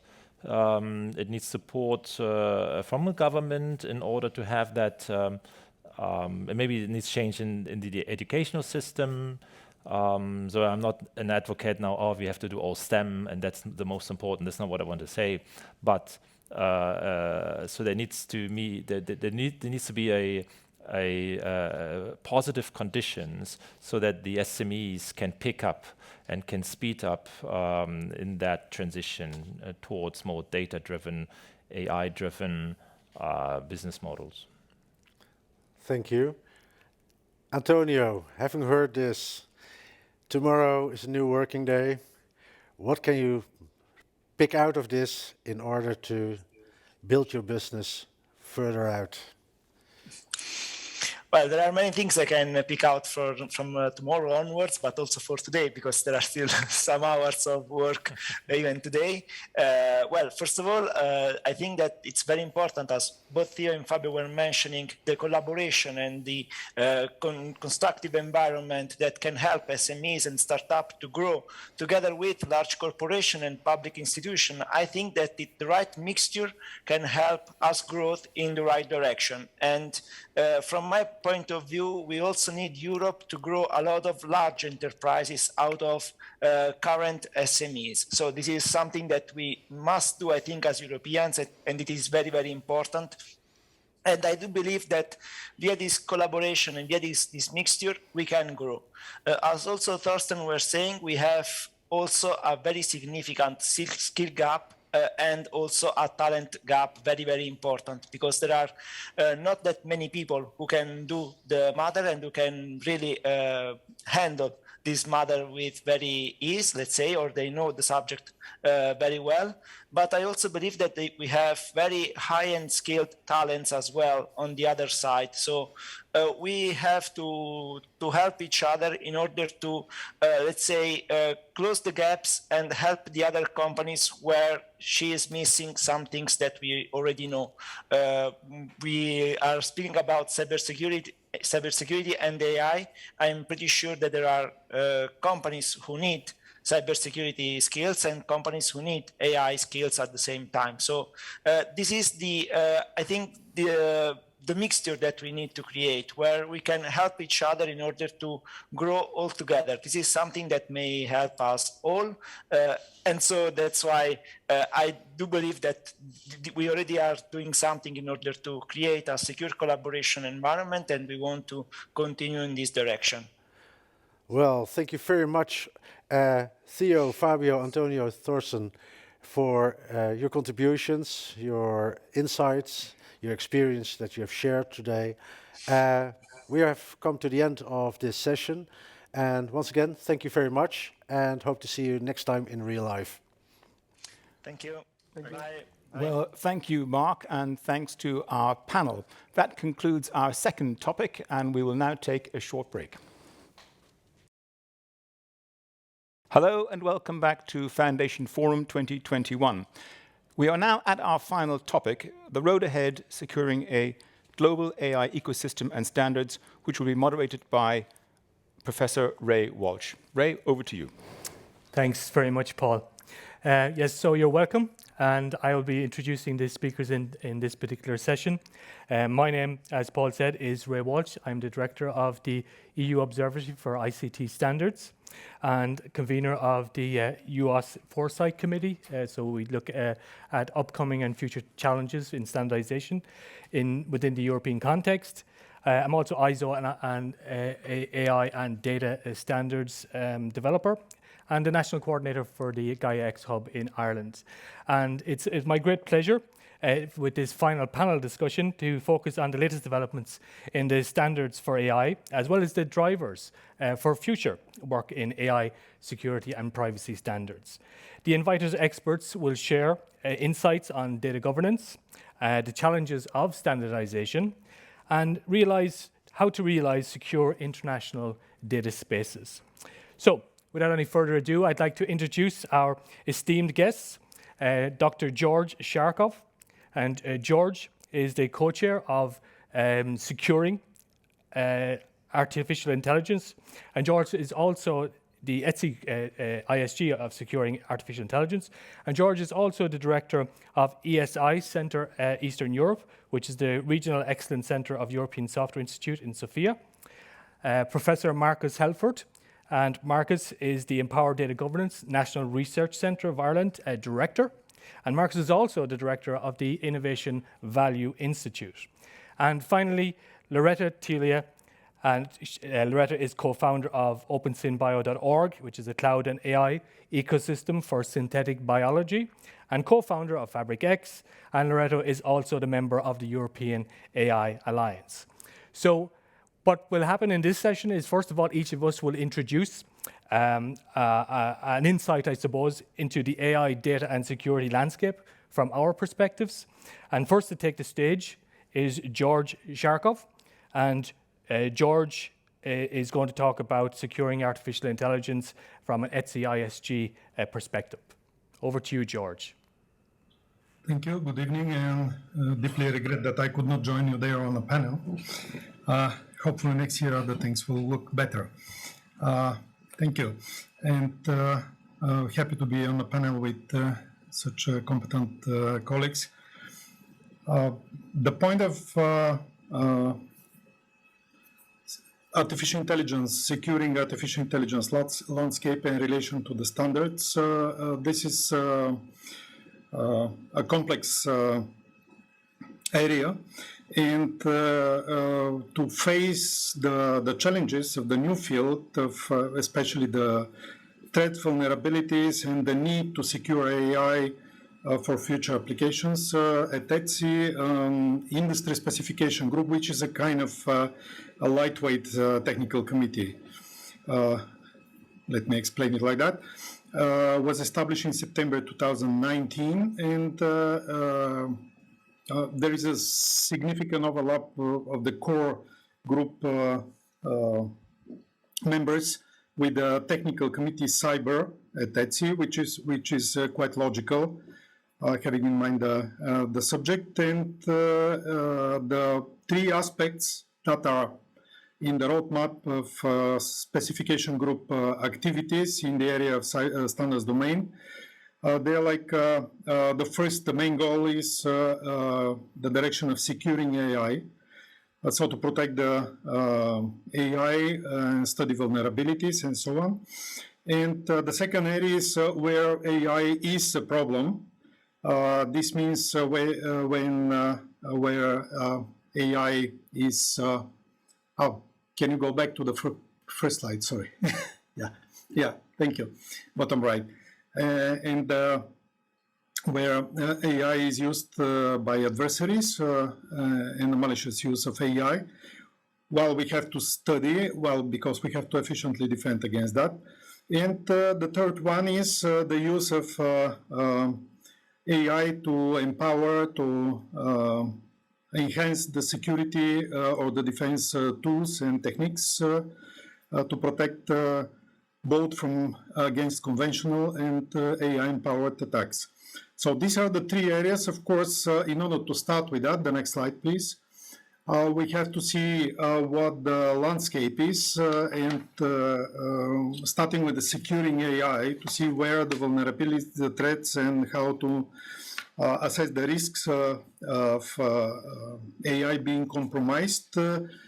Certainly, I should make one note here that following the most popular or the trends of using AI right now in industry and society, those are all areas of machine learning, but we are looking beyond that, different types of machine learning, but we are looking also for the more powerful and reasoning techniques that have been used some time ago and that will come after machine learning, let's call it like that.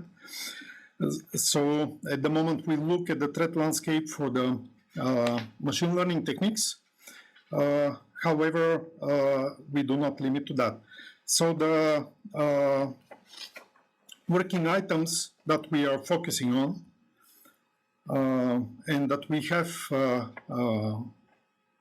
we are currently developing intensively, those are is the first specification, actually a lightweight standard, security testing of AI. So this sets the comprehensive methodology of testing AI, what should be tested against all these aspects that we are discussing. Explicability and transparency. So we rename a little bit explainable AI to face this technically robust AI and to face the requirements coming from the ethics guidelines and the other trustworthiness of AI. With this field of explicability and also the transparency to address these two areas. Again, focusing mainly on machine learning techniques and the privacy aspects of AI machine learning that has been addressed already. It's not only related about to data that are being used for training, but also that are used in operation by AI. Systems, artificial intelligence computing platform security framework. This is also addressing the platforms that are, let's say, based on the modern architectures and computational powers like high performance computing and so on, and also the vulnerabilities and threats that are coming from there. And last but not least, these are active topics or the reports in progress. Only one is the trend is from these working reports and combining them to come to a specification, which is the basis for a standard. And what we have published so far, of course, this is what we normally start with, the securing AI problem statement. This is the threat landscape coming and the goals that we put in our future work in a standardization area. The threat ontology, the threat landscape, data supply chain report as well. That has been all the threats that come from the data being used for in various aspects in a supply. And mitigation strategy report and role of hardware in securing AI. And the future work that we do plan and we are discussing in relation to the AI Act and the risk-based approach, and also to support the call for standardization, interoperability. This is work related to data security and integrity, the training data, quality, quantity, confidentiality, labeling, and so on, ethics and misuse, although this is not a technical issue, but we understand that this should be addressed, at least in the report work, the bias and unintended consequences as well, the data process, machine learning lifecycle, and it was mentioned already, AI federation or AI to AI communication, transfer learning, knowledge bases, and so on, knowledge sharing, which would need standardization as well, and retraining of systems. So the point also is that we do understand that AI is not just a technology. It is changing the process, changing the business models, and the requirements and the standards will need to address not only the technology, not only the data, but they will need the entire ecosystem. Similar, I will make analogy with the standards that we use in high-level security requirements for system security systems or cyber security systems, and the standard which is commonly known as a common criteria that we do certify or do test the entire ecosystem. which simply means the technology or the technique, the data information systems, the algorithmic part, but also the organizational part and the processes. And in addition to the work, because this group apparently is focused on the securing AI, this is one aspect of the standard work in AI, but we do have other aspects of AI, and typically to the ETSI profile, where we have more than, I should mention, more than 30 years of experience and 48,000 standards published so far, more than 100 working groups in different formats, technical committees with subgroups or industry specification groups, projects as well. And I should mention some other divisions or some other groups that are engaged with different aspects of AI, specific sectoral or technology related, application area related. This is the 3GPP project that ETSI is participating widely, and there are two committees involved in that. So generally, I would say this is AI for optimization of ICT networks. So we have a couple of other specification groups like the experiential network intelligence group, multi-access edge computing, and so on. So we do have ethical requirements and AAUs, which is the e-health project that we're involved in the group. Inside the, so thanks to our colleague Lindsay Frost from the European Observatory, we also have this color and nice mapping and slide. And reliability through, oh, sorry, I see that you haven't switched the slide. Can you put the last slide, please? Yeah. Thank you. Yeah, I don't know if it is visible enough, maybe you should enlarge it, but anyway, for the audience to be able to see it. And then we have definitely, in addition to our industry specification group, AI-related security issues that are being escalated or addressed in our, let's say, mother committee, a technical committee, cyber, where we do expect also some of the specifications to be transferred on the top, and this is important to underline here, maybe that is part of the discussion later on, that AI systems are still IT, software, algorithmic systems, but they're quite specific. So when we speak about cybersecurity or securing these type of systems or ecosystems, we need to apply all the requirements or all the security measures and the risk to assess all the risks that are applicable for traditional ICT systems, if I can name it like that. But on the top of that, we have AI-specific threats, vulnerabilities, risks that we need to address. And when we speak about the standards and certifications, and this is in the context of implementation of AI Act, we do think that this should be in tight collaboration or synchronization with the implementation of Cybersecurity Act, where we do have this system of cybersecurity certification schemes, and then we have the competent bodies and the infrastructure around Europe with accredited laboratories, testing centers, and so on, testing methods. So our view is that when we speak about the testing and certifying AI applications, we need to join that scheme or this type of activities, and not to be like a separate or yet another burden of certification standards and accreditation that are needed.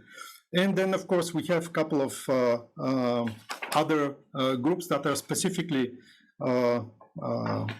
dedicated to testing technologies or to smart devices like smart M2M, or we have IoT related and a lot of data that are related and used by that autonomic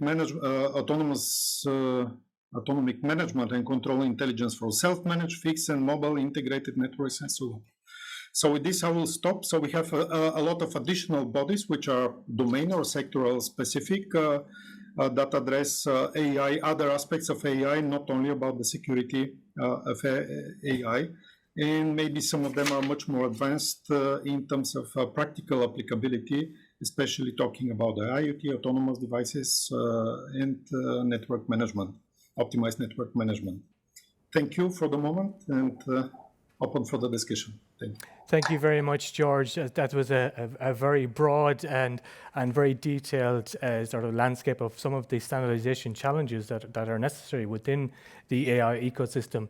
And it sort of leads me into my own introduction here. So I'm going to be up next. It's me that's going to just introduce some topics as well in relation to ICT standardization from the European Observatory for ICT Standards perspective. So what I'll do is I'll introduce what the Stand ICT project is doing, and if we can get those slides put up as well. So this is the information that I will use as a sort of a backdrop, and these slides have been made available because they're quite detailed. So it's just to give a flavour of some of the effort and some of the work that the European Commission is putting in supporting standards engagement at a European level. And this project, Stand ICT, is, as I said, is a Horizon 2020 funded project, and it is to support European expert engagement in international standardization and European standardization. So you would have had lots of people like George and other ESO members in CENELEC or ISO, IEEE, etc., standards experts would apply to our project looking for grants to support their work. And the Commission has granted us €4 million. 3 million of that we just give straight back out to the community, to the best proposals we receive, and we hope to expand the engagement and the influence of European experts in standardization by virtue of doing that. The award winners are called fellows, and the fellows are embedded in TCs, or technical committees, and SCs, so standard subcommittees, working groups, ad hoc groups, right across the board. And you can see from the slides there on the bottom left-hand corner, you can see some of the areas that are supported by the fund, I suppose, that's provided by Horizon 2020, European Commission framework program. And the obvious ones are there. So areas like what George is just talking about, like in terms of cybersecurity and specifically related to AI, but you also have the data technology, as well as cybersecurity. You have blockchain, you have digital twin, Internet of Things, etc. And you can see it also that it's very hard to make out on the graph at the bottom, but there's quite a good split between the various SDOs and ESOs that are supported by this grant system, by this grant platform. You can see that ISO is a big winner there. That was around the time that the open call came for blockchain. And because TC 307 is an ISO committee, there was a lot of applications at that time, so ISO were well supported. But also ETSI, CENELEC, well represented there, and the JTC1 committees as well of ISO and IEC. Another part of the platform that we have under the European Observatory for ICT Standards is the repository. And we store standards there. So we document standards by our technical working groups. We have lots of technical working groups which are manned by various experts. Lindsay Frost, as George has mentioned earlier, Lindsay is the chair of the technical working group on AI for the EUOS, the European Observatory for ICT Standards. And Lindsay has already published, in conjunction with the members of TWG AI, a landscape report for the European Commission. So this is one of the outputs from the technical working groups of the EUOS. And there are other ones that are in the pipeline: Digital Twin and Smart Cities. Smart Cities is just about to be published, and Digital Twin is well on their way as well. And there are others in terms of IoT and cybersecurity and blockchain, etc., which are landscape reports that are ongoing. So we hope to make those documents, and we'll make those documents freely available as reference documents for the ecosystem and also for the community.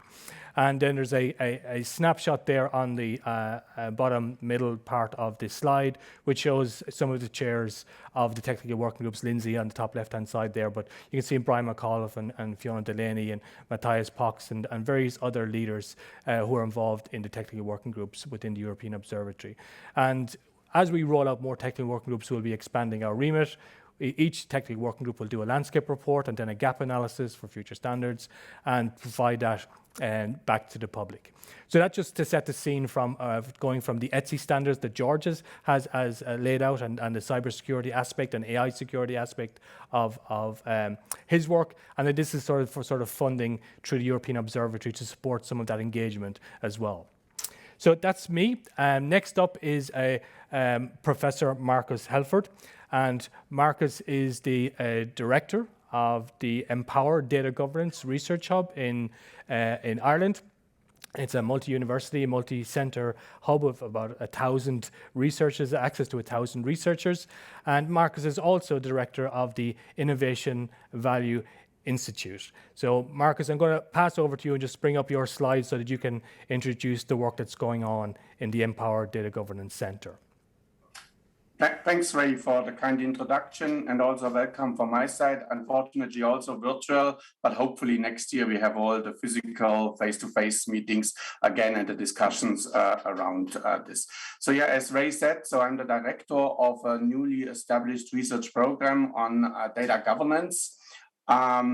Funded by Science Foundation Ireland and in collaboration with 4 leading research centers in Ireland, LERO, ADAPT, Future Neuro, and Insight. And I think we brought together an exciting research program as an industry academic collaboration, and we have access to about 1,000 researchers, experts around this with these 4 centers.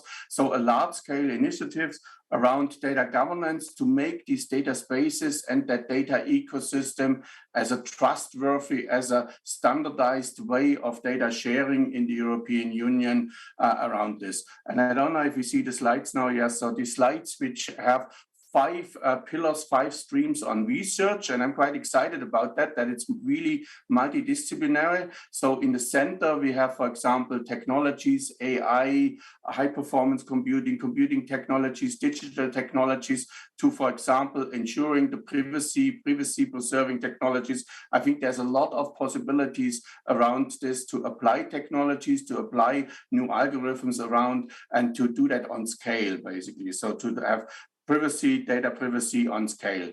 Then we're moving on to data ecosystems, business models. So I think that new data ecosystem, data sharing offers a lot of opportunities for small, but also large companies, different organizations to monetize, to share, to build business models, to innovate around this. So that's all the streams around data ecosystems. We're also looking at regulation, standardization, regulatory sandboxes are an important aspect around it. So to test and see the mix between the flexibility on the one side to allow innovation, but on the other side, how far regulation should go, and to see really the impact of regulation and innovation in that data ecosystem.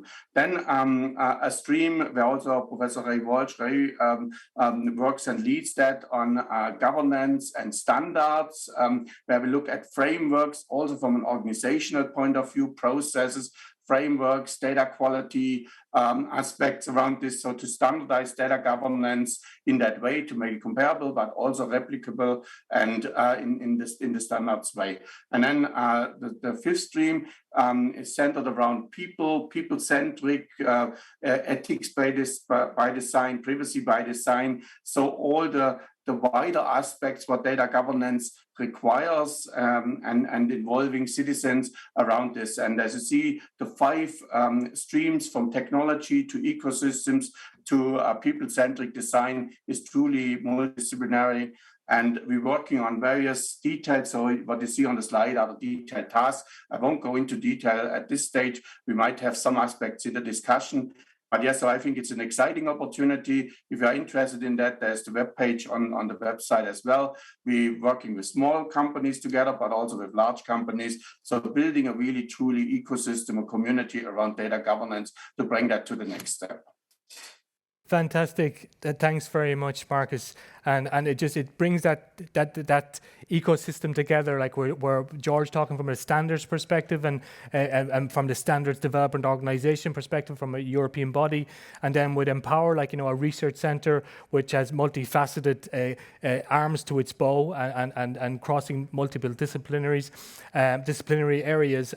It starts to tie together like some of the challenges that are brought about by this fast evolving, digital single market, but these digital technologies which are used to support it. And the next part would be try and maybe look at a sectoral approach. And now it's my pleasure to introduce next to the stage, which is Loretta Tuilia, and she's co-founder of the OpenSyn Biocomputing Foundation, which is a cloud and AI ecosystem for synthetic biology. And she's also co-founder of FabricX, and Loretta is a member of the European AI Alliance. So Loretta is going to talk a little bit about the OpenSyn Bio Computing Foundation. Over to you, Loretta. Thank you. Thank you so much for this introduction, Ray. So I think what I would like to bounce in here is the need for regulatory sandbox. Across today's discussion, I think one of the things that came again and again is the need to actually offer the possibility for SMEs, but more widely to the ecosystem to be able to develop. And I think that so far, the entire ecosystem has come together to really bring that set of tools that the ecosystem actually dearly need. When I think about ISO, Sensenelec, Etsy, and through research organization initiatives such as Empower, I really feel that we are at the stage where we are able to really give to the different data spaces the ability to really build on top of this regulation to now move on and apply that in a very industrial and vertical context. So before I just translate from that need for regulatory sandbox to the vertical that I want to talk to you about, which is synthetic biology, I will make here the transition from digital health. We have all been concerned over the past year and a half now with the need to actually share more data in the hope that this will help us fight against the virus, but also in the future develop new technologies. And I think at the Digital Europe Foundation, we have found that now the Digital Europe Council is actually featuring and nurturing this kind of initiative at the European level. And so switching from health to actually synthetic biology, we can easily understand the transition, because synthetic biology in essence is just the ability to engineer life. So instead of treating the health issue and challenges that we are facing as something to which we will just react naturally, I think synthetic biology really offers the ability to engineer life and design actually drugs that will allow us not only to just treat diseases, but really proactively bring a benefit, such as fighting actively against aging, for example. And so overall, I think one of the fields such as synthetic biology and what it represents is actually a tremendous market opportunity for Europe to position itself in this very advancing and important field, but also, generally speaking, to be positioning itself as a strong competitor. We have all heard about cloud computing, the need for Europe to position itself and fight for its digital sovereignty in cloud computing. It has been true also for AI, and the standards have been there to allow us to actually protect our values and develop a framework that will actually be respectful of these values. But I think here with verticals such as synthetic biology, we really find here that we can not only be reactive, but we can actually be a strong competitor. Synthetic biology is actually one of the fields where Europe is not actually laggard, but actually Europe is actually leading actors. We actually have the share of the lion when it comes in terms of patents, even faced to the US or China. And we have a tremendous amount of scientific knowledge and that we can build on. And so the possibility is really very tremendous for us. When we're talking about synthetic biology, we are here talking about a market which is estimated by McKinsey reports up to 6 trillion euro by 2025. And so what can actually synthetic biology bring to us in a layman's term that any one of us can actually relate to? And for that, I will pick the example of in silico medicine, which is the first actually AI company that has designed entirely the first drug that has been entirely designed by AI, and which is entering now human trial. So this is the first human trial in human history for a drug that has been entirely designed through assisted computing systems such as AI. And what that means is if what in silico medicine is actually doing right now for fibrosis can be done for future disease, but also not only diseases, but also for more than just medical application, but also in every vertical, such as food and agriculture, but also consumer products, and also fighting against climate changes. And so Europe really has, through its ecosystem, the ability to go above and beyond here, but we need for that to actually care about this ecosystem. And this is where OpenSymbio actually fits naturally into that standard and regulation ecosystem, considering that we are actually working deeply with the open source governance actually actors such as Eclipse Foundation, for example, to really make sure that we are tapping into that governance expertise to be able to offer through our platform the open source governance that the ecosystem needs to be able to approach actually developing tools such as AI tool towards building better actually system in synthetic biology. But we are also taking the benefit of what is being done by actually actors such as ISO or ETSI into developing this framework that we so dearly need to make sure that whatever data will be exchanged in a very trustworthy and privacy-preserving way.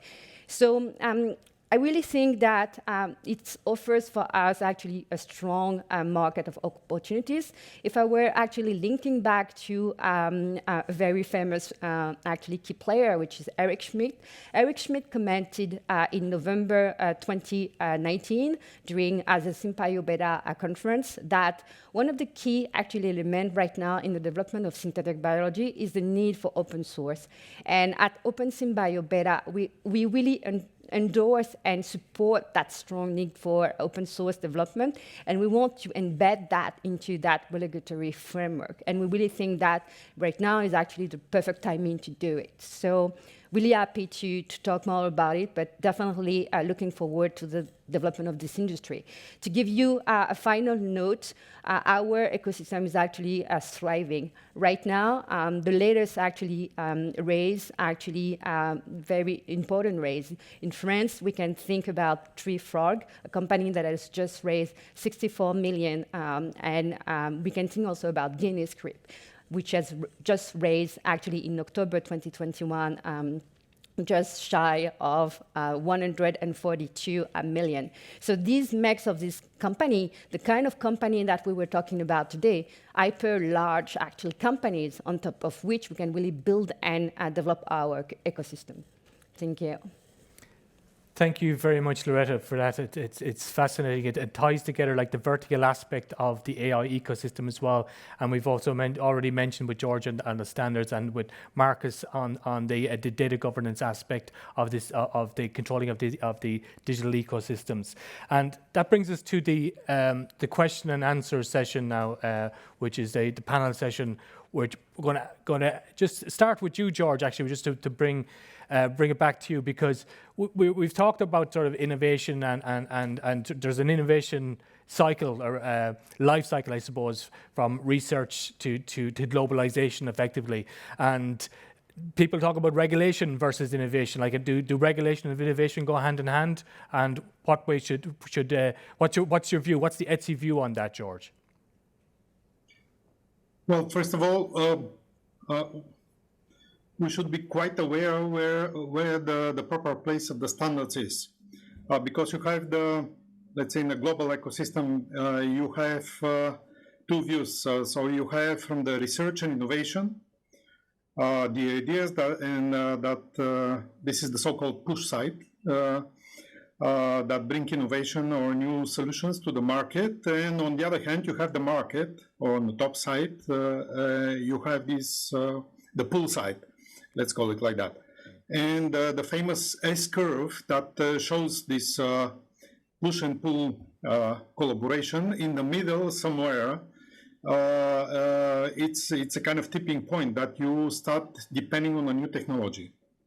So the market or the society, the pull side is stronger than the push side. And then normally, so this is the typical reason why we have cybersecurity standards, but unfortunately we had them a little bit quite late. 30 years after we have the massive penetration of IT in general.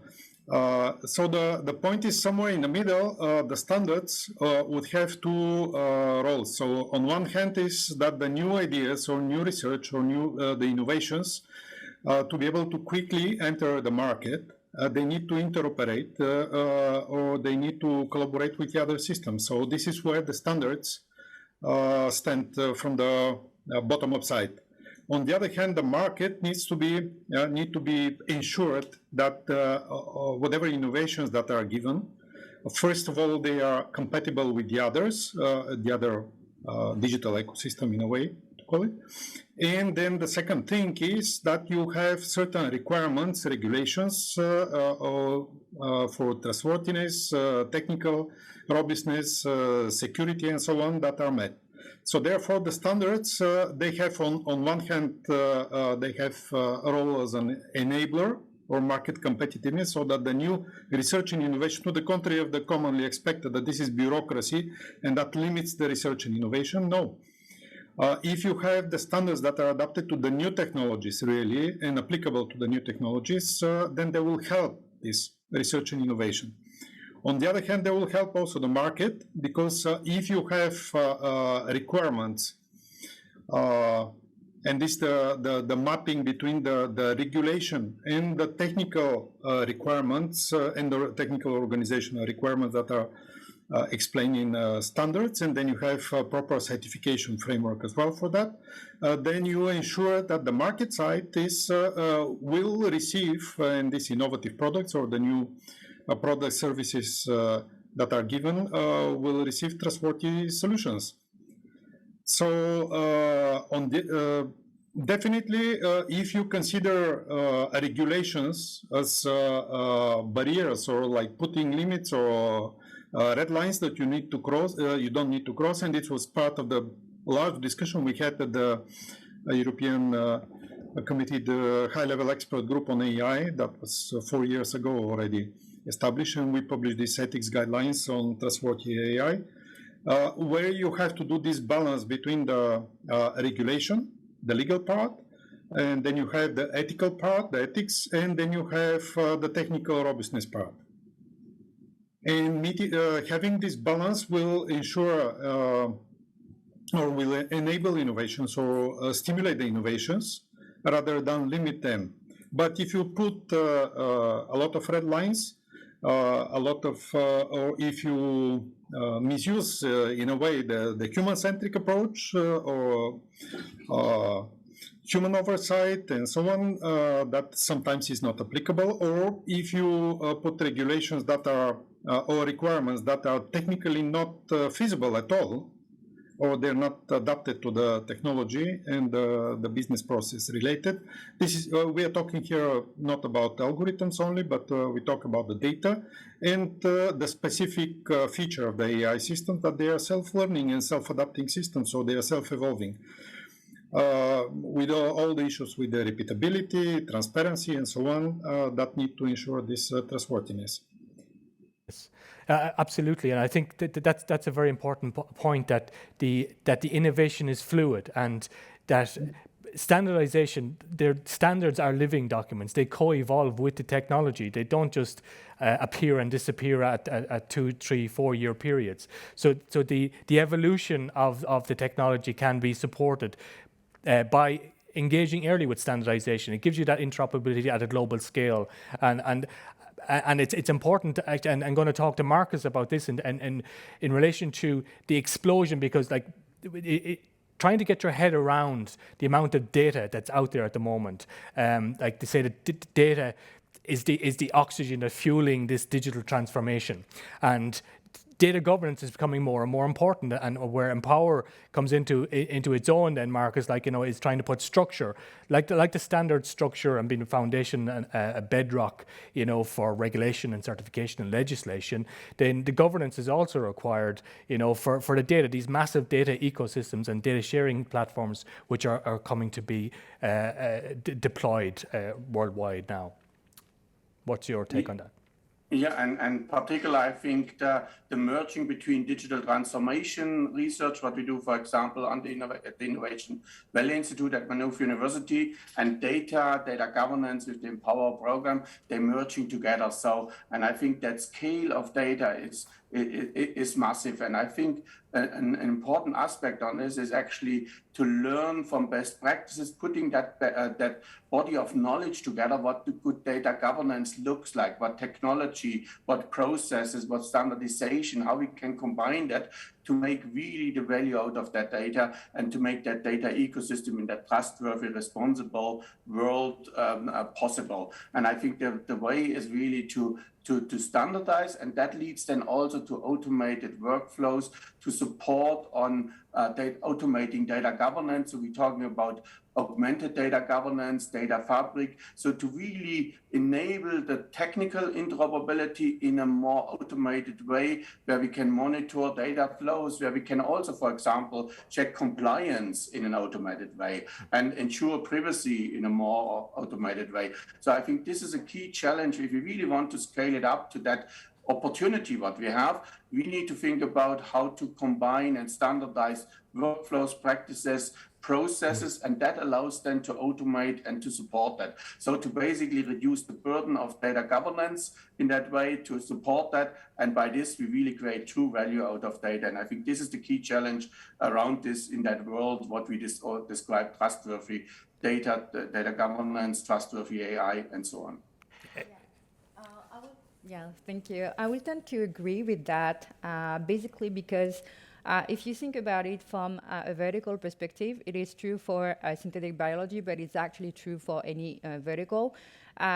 Synthetic biologists are not expert in data, and they are not looking forward to become necessarily actually computer scientists or expert in data.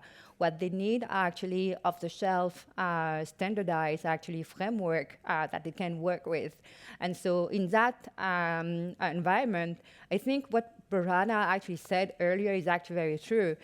Big data ethics actually stem out of small product decisions. And so it is by working at the very low level with any decision that each one of us are going to make when we're actually integrating this technology and working on data, that we're going to be able to see and make that connection with the regulation and the framework that is being developed. So it's very important to make that kind of connection through ecosystem engagement, whether it is through directly through initiative run by the Commission or through other type of organizations such as OpenSymbio. Yeah, I mean, that's it. It gives an example there of the quantity of data that's actually required to do the likes of synthetic biology. It's mind-boggling, and the systems that are required to support that have to involve large-scale data sharing platforms. And Loretta mentioned earlier about open source and the developments that's happening in relation to these data sharing platforms. And one of the things that we need to be cognizant of all the time is the quality of the data. And I'm going to go back to you, George, first on this, because we constantly hearing this garbage in, garbage out in terms of we have these massive frameworks and massive systems like for processing large-scale data. But quality of data is important, George. Yes, that's one part of the work and related to AI, especially with AI. Of course, the quality of data is important for any IT systems. However, here we have this specific part that the data become actually part of the knowledge base. So the training data in whatever learning we have supervised or machine or reinforced learning and deep learning, whatever, we do have the quality of data will change the behavior, the decisions of the system or the advices of the systems. It's not just about the calculation. So practically in this case, the data will change the way the system works. And that is extremely important because and this brings additional criteria about data bias, and so on. Well, we know these very sophisticated attacks towards machine learning algorithms that with a little changes, especially the self-learning or deep learning technologies, that with the small changes every day of some parameters, talking about industrial systems, SCADA or whatever systems, then you bring the system into a new, totally new set, or the new normal, let's call it like that, that will not be noticed as alert in a way. So this is just one example. Of course, here we talk also about the data privacy, because this is part of the quality of data, especially in health area, that is considered as higher risk area. And here we should come also to the approach of AI Act and the white paper, the European approach, the risk-based approach. Remember, that has been discussed in previous sessions, that it's not about the algorithm, not even about data, it is about the use of the system. So this quality of data will be important for the users of the system, so how you use what you ask and so on. Because this way, you not only receive your answer to the question or the advice you need from the system or the response of the system, but also you change the behavior of the system. And having in mind that tomorrow, well, it's not yet reality, but tomorrow we will start exchanging these knowledge bases between the different machine learning platforms that will affect the other system behavior. So that's why we do have specific standards on the data quality that are specific for AI and machine learning, both in the preparation, training phase and the use phase. Absolutely, George. And actually, you've raised another point there, like, as you mentioned trust and the importance of trust in these systems.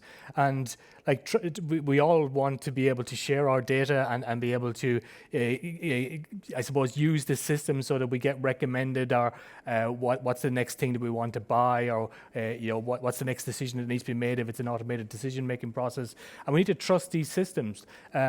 And there's a trade-off then between trust and utility, So and I'm sure everybody will want to get in on that, because if you want to be totally private, so privacy and utility rather. So from a trustworthy point of view, if you want to be totally private, then you get no utility out of your data, by sharing it with the data platforms.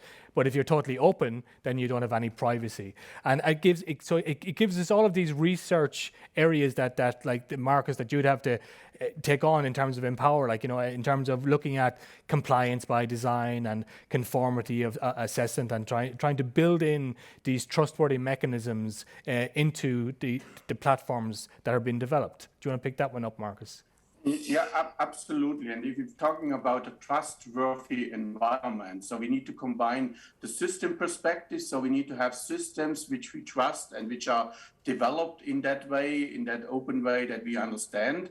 And on the other side, we need to combine that with the data, and basically using data in that trustworthy, in that compliance way. And I would argue even that we maybe need to look at less data hungry algorithms, so that we actually provide these systems, recommender systems, that way where we actually can use data in less data maybe, and basically using that around this, so that we basically really get to that trust level that users can at least understand what happens with the data. So if we're talking about informed consent, the user-centric perspective, so we need to build that, and we need to consider all the different aspects, and maybe a little bit less data hungry algorithms might be also the possibility. At the same time, we're talking about data governance at scale. Yeah, absolutely, Marcus. And I think when you mention trust and privacy in that context, I think there isn't probably a better exemplar or vertical than what Loretta's area, like in terms of the health. If you look at trust and privacy from a health perspective, then that brings a whole new focus on the types of algorithms we should be trying to employ, to maintain that trustworthiness within the systems. And maybe, Loretta, you'd pick that up, because you have the privacy enhancing technologies that can be applied, or privacy preserving technologies in this instance, to try and maintain those systems in a trustworthy fashion. Yeah, I think trust and trustworthiness has been from the beginning one of the core issue, and at the same time a requirement when we have talked about health. And so what we can be really proud of is that across Europe right now, we really see that dynamic where on a per country member state basis, we can see now the emergence of health data hubs. We can think of the HDR UK, we can think of the health data hub in France and in Germany. Everywhere across Europe, we can really see that happening. And so with this in mind, what these hubs are actually doing is actually act as a government actually point of reference that gives to the end user, to the patient, the security on the fact that we can really believe that this system will be submitted to a very strong, I would say, a regulation analysis to make sure that whatever actually data is actually coming from the hospital, whether the data is actually coming from research centers, whether they are directly coming from the patient, because we need to keep in mind now that wearable technologies allow for health information to come directly from the patient in itself. And so wherever these data are actually coming through entities such as health data hubs that allow for, of course, one point of concentration, and we can argue that it could also be a single point of failure from a technological perspective, but it's a good way to start applying the governance, start actually assessing the risk, start analyzing the impact that data sharing can have at this scale before we actually move further on and start actually sharing across countries and across organizations. And that was one of the points that was brought earlier. We need actually to start data sharing. And for that, we do have now the technologies in place without throwing in the big words. George actually mentioned earlier the need and the developments of technologies such as federated learning behind this easy idea of federation of services, and that is something that we actually have been growing familiar with through initiatives such as Gaia-X. So we really see that there is this huge movement forward into trying to make that technically possible, but also from the user perspective, also something that on which we regain control and onto which we actually make sure that they are actually not only preserving from the technological perspective, but also preserving from a value perspective. Thanks very much, Loretta. Just we're conscious that we have about 5 minutes left, so but it's exciting times ahead. Lots of things happening in this space. Data sharing environments, data sharing platforms, Gaia-X system going online and in Europe. So lots of things that are work that has to be done, I suppose, from a trust, from an ethics, from a privacy perspective. And I think what I'd like to ask you now, just as each of you, starting with George, and to go around on the panelists to say, well, what are you excited about, like in terms of what's coming down the track in relation to standardization, the research in Empower, for example, in terms of some of the projects that are upcoming, and the possibilities with securing the platforms for synthetic biology and the development, the research and development environments. So, George, your takeaway, sort of inspiring comment at the end of our session. Maybe I should start with this, we should always remember what the three aspects of the AI Act cover. So one thing is we need to secure the AI, to ensure the proper use of AI on the consumer side. So this is in Europe, European Union applicable, but I think it's raising the bar for the global standardization. The second thing is for all the developers or suppliers of these services that deliver the products and services inside Europe. However, the third aspect, which is regulated there as well, or intended to be regulated, those are services coming from the outside, or like advices or decisions coming from the outside, systems that are located outside, and data sets that are located outside that may use or could use some AI algorithms or techniques to give advice or to give a service to European citizens. Thank you, George. It means that somewhere in the supply chain we have AI, and I should remind that majority of SMEs will take AI as a service, and this service will be coming from the outside, so it needs to be standardized. Thank you. And Marcus, your takeaway comment. So, what are you excited about in terms of the research agenda and what's coming down the track yourself? Yeah, first I'm excited about the data topic. Like I think there's an exciting time that we can apply data in that way, which we just described, trustworthy. I'm also thinking like about the 5 streams of the Empower Data Governance program. So to bring it really multidisciplinary, bring it all together. And personally, I'm excited about to really apply technology to make augmented data governance, so to automate data governance to make it work for also small and medium-sized companies. So to make that really in an automated world, data governance world around this. So these are kind of the topics, multidisciplinary and augmented data governance. Fantastic. Thanks very much, Marcus. And lastly to you, Loretto, synthetic biology, it's all exciting as far as I can see, but what's your takeaway comment? Yes, it is an exciting, actually, technology. I think I'm super excited about the potential of the field, obviously, but more importantly, I think I'm excited about our community and its ability actually to convert from regulation to delivering value. And so I'm very looking forward to see that actually shift happening. Thank you very much, Loretto. Nothing left for me now to do but just to say thanks to each of our panelists. Thanks to George Sarko from ETSI, the co-chair of the ETSI ISG on securing AI, to Professor Marcus Helfert from the Empower Research Hub in Ireland, and from Loretto, who's the co-founder of OpenSynBio. I'm handing back to Paul now. Paul? Thank you, Ray, and thanks to our panel. We now come to our closing discussion, which will be moderated by Robin Wouters, co-founder and editor-in-chief of tech.eu. Robin, over to you. Thank you very, very much, and welcome back to the Foundation Forum 2021, where we've been discussing all things artificial intelligence, security and privacy all afternoon. As was mentioned, my name is Robin Wouters. I'm the founding editor of tech.eu, and I will be moderating closing debate on these very timely, very important, and also very intertwined topics. As much as I hope to be with you physically at this event in Brussels, due to circumstances that I no longer need to describe, that was not possible this time around, but hopefully next time.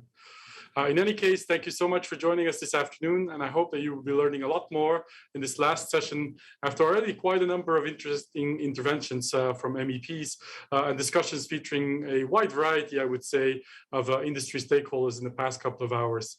We have with us today 3 interesting panelists, to be sure. One is Bojana Bellamy. She is the president of the Center for Information Policy Leadership, or CIPL, at Hunton Andrews Kurth. You may have seen her in the first session this afternoon as well. We have with us also John Suffolk. He's a senior vice president and the head of global cybersecurity and privacy over at Huawei. And last but not least, we have with us another John, John Higgins, who chairs the Global Digital Foundation, which is a leading policy think tank. And we are going to kick off the discussion with a very simple, but also a very straightforward question. What were the main takeaways from the previous discussions? And we're going to kick things off with Bojana. She has more than 20 years of experience and a deep knowledge of global data privacy and cybersecurity law, compliance, and policy.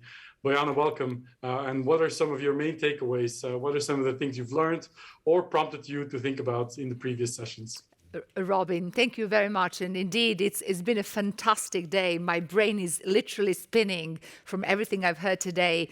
Incredibly rich discussion. And may I say, the first takeaways, how much sophistication and how much is happening in Europe on all sides, from regulatory to standards, to innovation, to businesses, SMEs. There's a lot happening, and there are a lot of good discussions. And I just wonder, how do we bring all these discussions together, and how do we actually make them heard by the European Commission, the Parliament, the Council? Because really, it seems to me a lot is happening, and I'm not sure we really need that much intervention that actually will completely ignore what the market is doing. And what is encouraging is that the market is trying to create best practices for dealing with AI and dealing with some of these big challenges that we have identified in the day-to-day. Of course, that includes tools, of course, and policies and procedures and toolkits and technology as well. And I think that has to be somehow taken stock of. But there is a big but, right? And the but here is, how do we get people to know about this? How do we get our SMEs to use this know-how that we've heard today? How do we get things which are interoperable? There was lots of talk about standardization and development of tools and technologies, but which one is right for all of us? So I think we sort of need almost to have a catalog and a moment of stock taking and kind of saying, actually, if you do this, we will accept it and it's good from interoperability point of view. The second big point is that we seem to really need new narrative around data. Somebody has said it here, I think it was on my panel, we have to break silos at regulatory level to look at the data much more holistically and the way we regulate data, because it is, somebody said, what is it, like avocado? I certainly think about it as a new environmental protection, right? We have to make sure we have enough data in the system and nurture and protect it. Otherwise, we don't have a system. Otherwise, we don't have a progress. So it's important to have that unified policy on data from regulatory, lawmaking perspective, but very much at companies level. And I know John Suffolk is here. There's some other business leaders listening. Companies need to think about data in a much more holistic way from both governance, technology, and tools perspective as well.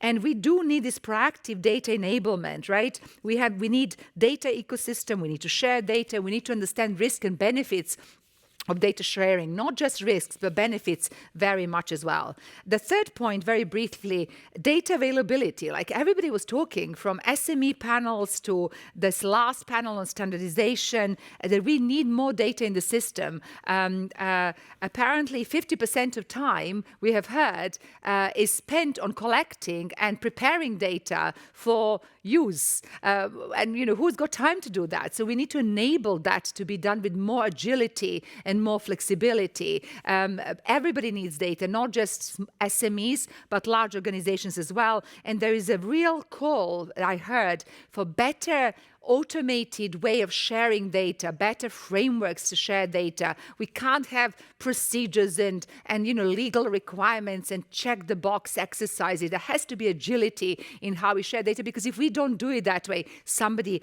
else is going to be there ahead of us. Fourth point is regulation and rules are very contextual, right? Technology isn't bad or good. It's how we use and deploy this technology. So how do we take into account context?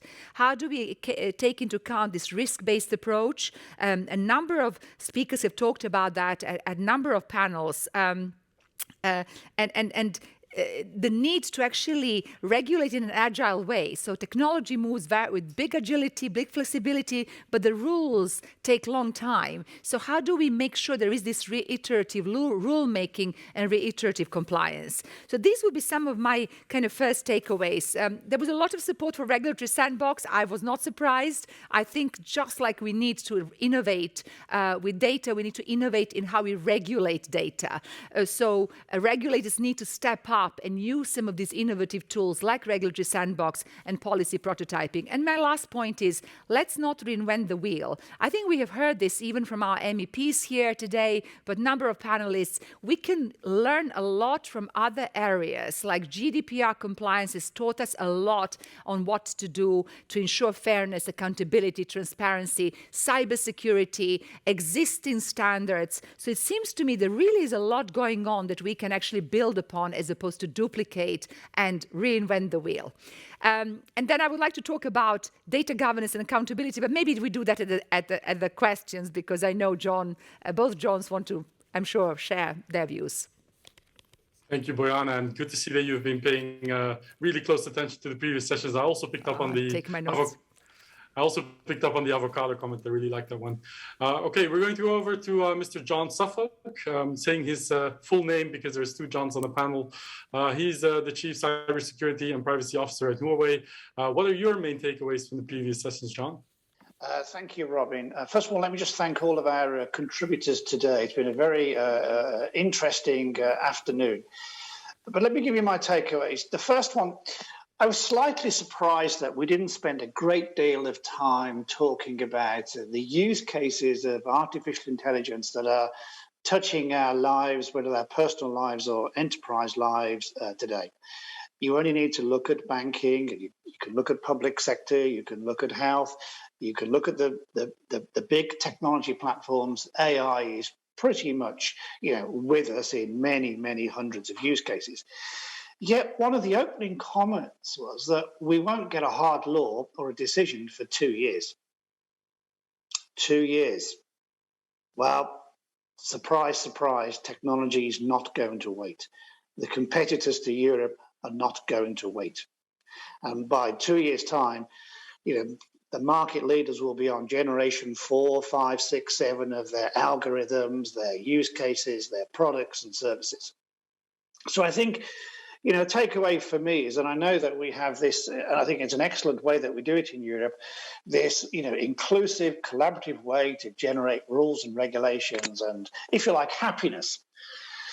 But slightly bursting, Bajana's comment about GDPR. GDPR is a brilliant, regulation, but the reality is it started off as one starting point, but just look at the amount of derogations that member states have had. It hasn't ended up at the same end point. And therefore, we need to be careful in terms of thinking that we're going to introduce one law, and that's going to be common across the 27 member states. It hasn't turned out that way in terms of a GDPR. My other takeaway was really building on the law issue was the hundreds of bodies involved with artificial intelligence. It is a smorgasbord of people with their fingers in the pie. My other colleague, John here, remember in our government days, the amount of people who jumped on the bandwagon for green IT. Every man and his pet parrot was there doing something on green IT. And it seems to me that we are sort of following that model because we see that as the next pot of gold. My final takeaway on this particular section was I have immense sympathy for SMEs. They are inundated with standards and workshops and frameworks and a raft of regulations coming from our European colleagues. As we've said, you've got to still conform to GDPR, but you've got AI coming down. I don't know where we've got to on e-privacy, but that seems to be stuck in some pretty thick concrete at this moment in time. Never mind the Radio Equipment Directive and NIS2, and the list goes on and on and on and on. And yet we're saying for an SME to make progress, you need the capability, you need the investment, you need the regulatory frameworks, and you need access to data. Well, last count I did on the amount of countries putting regulations in about sharing data is it's increasing. We're at 60 or 70 countries now, or putting quite strict barriers on in terms of sharing data. So I think I have a great deal of sympathy for SMEs because often they are the lifeblood of a country's economic prosperity and therefore European prosperity. And I think we should be removing the regulatory burden from these. We should be investing in the SME environment. We should be giving them freedom to try things out in a non-threatening, legal barrier kind of way, because that's where we're going to get the learning. So I'm going to stop at this point, and because I'd love to listen to what John's takeaways are from that. So thank you. Great, thank you very much. I think those were super insightful comments, and we'll get back to it at the end in the conclusion. Over to John Higgins, who I'm sure has also his main takeaways in his head and will now share it with all of us. Yes, thank you very much, Robin, and thank you, Boyan and Bilani and John. Yes, and nice to have those references back to the days we worked together in the UK, John. John might remember, I'm not sure anyone else would know, but I'm from Manchester originally in the UK, mostly known for its football teams. And I was thinking about, when I was listening to Brando in his great intro, I was thinking about Ole Gunnar Solskjaer, the recently sacked manager of Manchester United. And I think you could argue Ole Gunnar was sacked because he took his eye off the ball, the ball being win the football games. And in a way, I was musing on the idea that Brando is now the manager of the European team that's got to win the AI World Cup. And what do we mean by that? We mean Europe's. It really doesn't mean beat the other guys, to be honest. What it means is maximize the value of AI for Europe's economy and society. That's the prize he needs to keep his eye on. Now, when I was at Digital Europe and then before that running the UK Tech Industry Association, I was nearly always reciting the mantra of we don't need any more regulation. But I've actually changed my mind when it comes to AI. And the reason for that is that this year, in my role as president of the UK's chartered body for IT, I've seen and we've paid attention to the fact that trust is falling in digital. And there are a couple of data points to support that. One is the Edelman Trust Barometer that I always used to love quoting because tech was always like top of the league. You can trust us, we were the most liked. This year, we're in the middle of the pack, not so good. And the sort of the reasons for that, I think one good reason, we did a survey in the UK, this is through the Chartered Institute, after what you can only describe as the fiasco with algorithms in last year's exams for 18-year-olds in the UK. And basically this survey said, we don't want algorithms making decisions that affect our lives. We don't trust them. We don't trust the people that produce them. And so, these things are contributing to a fall in trust. So something does have to be done. I totally agree with John. I mean, my heart fell when Brando said it might be 2 years. I think, yeah, well, good luck with that. He's got to get his move on, and we've got to get what we brought together, sticking with our footballing analogy, is we brought together the team in a way, or bits of the team that Brando's going to have to work with. So I think, like John in a way, that the innovators and the SMEs, they're our attackers.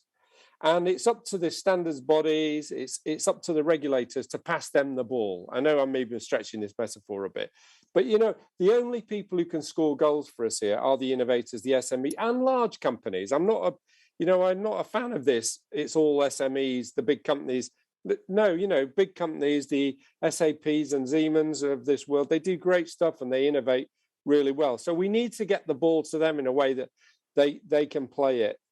And I do think the big issue, it's interesting that quite a few of us picked up on Carolina's remarks. We need to talk about data. And I think if there's going to be a subject for next year's Foundation Forum, it will be about data. How do we, as it were, pass the ball to the innovators so they can take full advantage of the data? We heard some of the issues. So yeah, Brando, if you're going to keep your job like Ole Gunnar, you've got to keep your eyes focused on this prize. It's about Europe getting the benefit from AI, and that's the economy and public sector bodies like health and so on. If I just, there's another thing I could say just to support that point to finish. I've been working for a few years now with another part of the European Commission on what was first of all called the Digital Cities Challenge. It's now the Intelligent Cities Challenge. And it's fantastic because now we're working with nearly 140 European cities using digital technologies like AI to solve the city's economic and social problems. And talk about evidence for the team metaphor, I can show you that every city where it's working well has brought political leadership together with the ABC of academia, business, and civil society. You miss one of those out, it really only fires on half the cylinders. You get all those four working together, it's really, really working well. So we have got an issue we've got to deal with. We did bring a lot of the team members together in this event.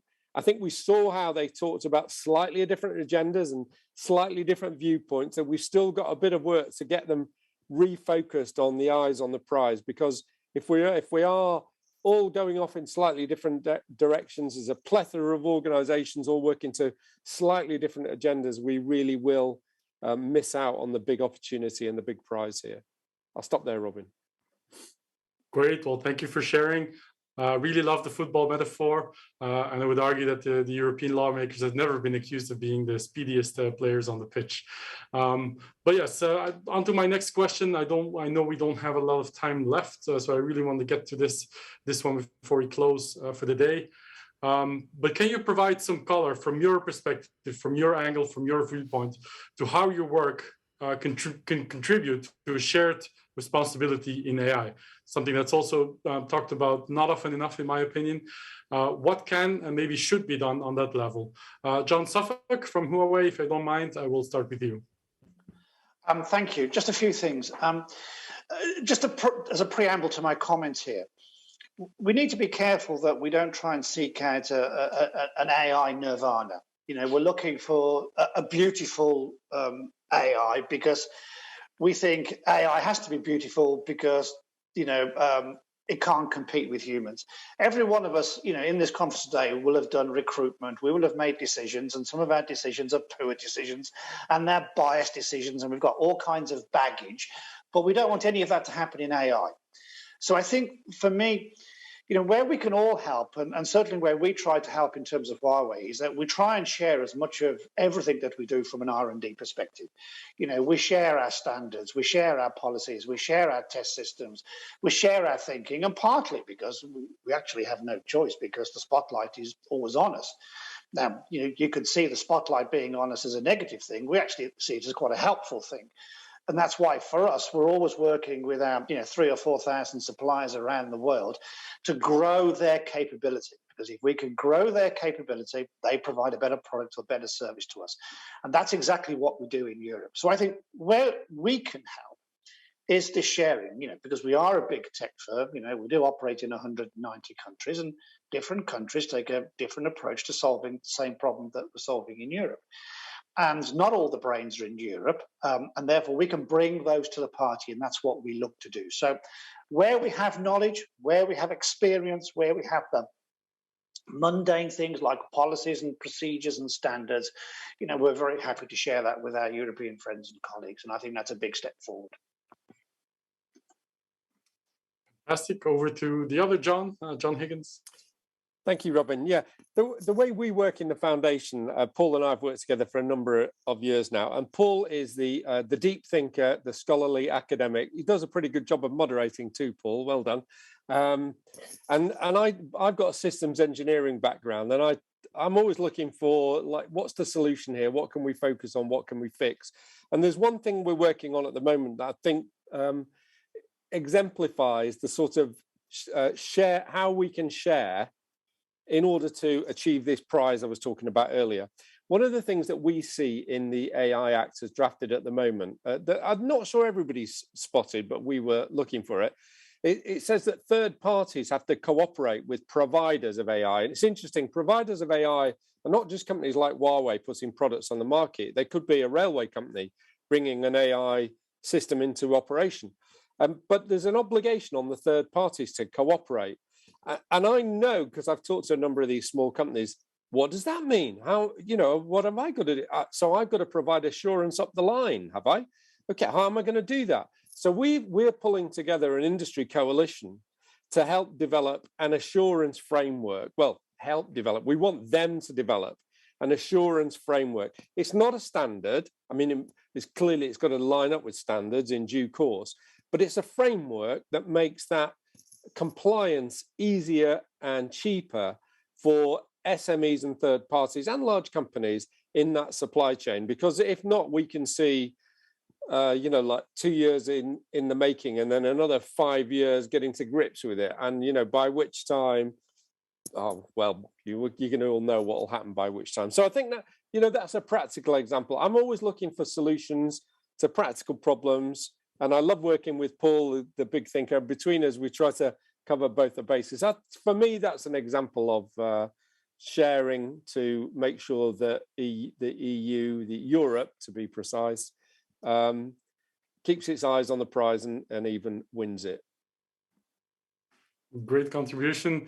Bojana, last but not least, your thoughts on shared responsibility in artificial intelligence. So one thing that I, as I've said, always feel hugely passionate about is about what can companies, businesses, but also public sector do to deliver that accountability and trust in the system, in the use of technology. And I think the world really has changed. I think we have moved to this age of accountability where the corporate digital responsibility and ethical uses of data are on every board's agenda and every CEO of government bodies. I know, John, you were in the UK government, but I mean, UK government now has come up also with ethical framework for use of AI. We've got Centre of Data Ethics and Innovation as well, etc. So I would really like to see a much more focus on what can we do to build that trust back, and what can we do to take people on the journey with us, right?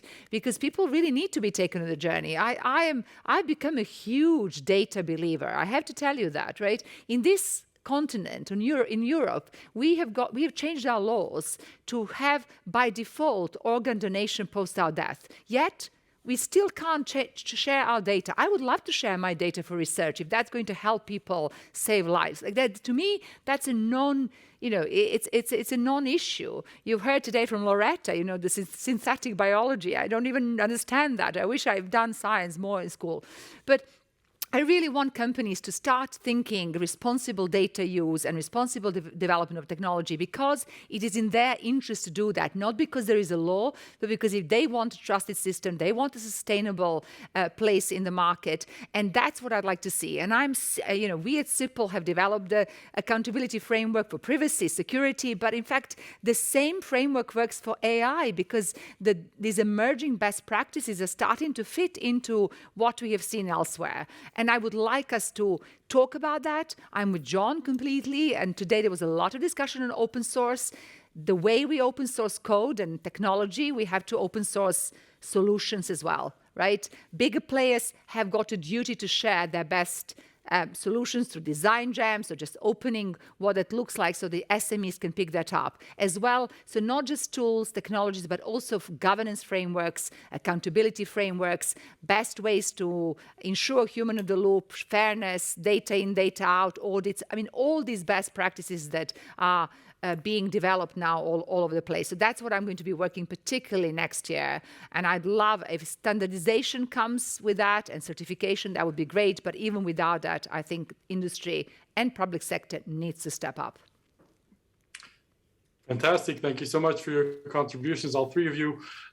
We are going to wrap up the discussion and the afternoon for the Foundation Forum. But before we do, a couple of notes that I took from your contributions just now.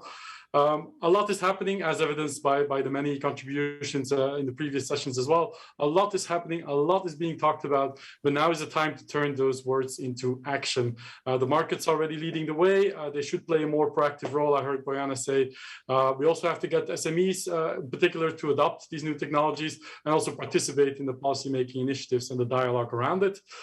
We need a new narrative around data. I heard her say as well, look more holistically at data regulation and policy and data availability as well. There is a need for more data in the systems, but also a need for more context. When there is regulation in AI or on other fronts, there needs to be a flexible, agile way to look at these things as they evolve over time. From John Suffolk, we heard a surprise on the lack of talk about a certain topic, which is that AI is already being used. Real use cases growing tremendously in frequency and size. So a hard law that's 2 years away is way too much time, and nobody else is going to wait for that to happen. Many more peoples and organizations are jumping on the AI bandwagon, which is a good thing. However, John Suffolk did say that SMEs should be prioritized. They are being inundated with new regulations, new frameworks, new standards, new directives all of the time.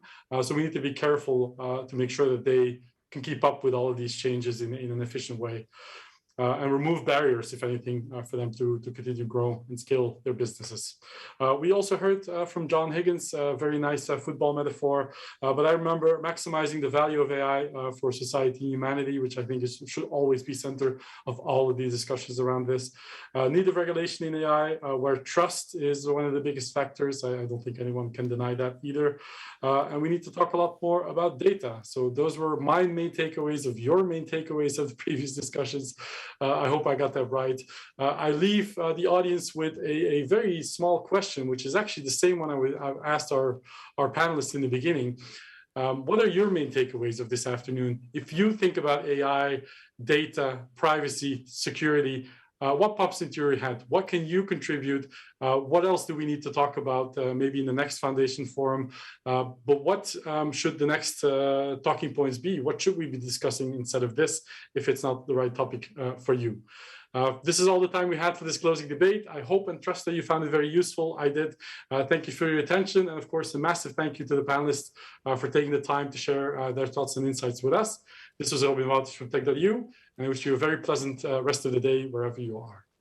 Thank you, Robin, and thanks for that fantastic summary of our closing discussion. So that concludes the event. We've had some important contributions to the question of AI standards and regulation. We've heard from legislators, we've heard from regulators, and we've heard from scholars, and we've heard from innovators.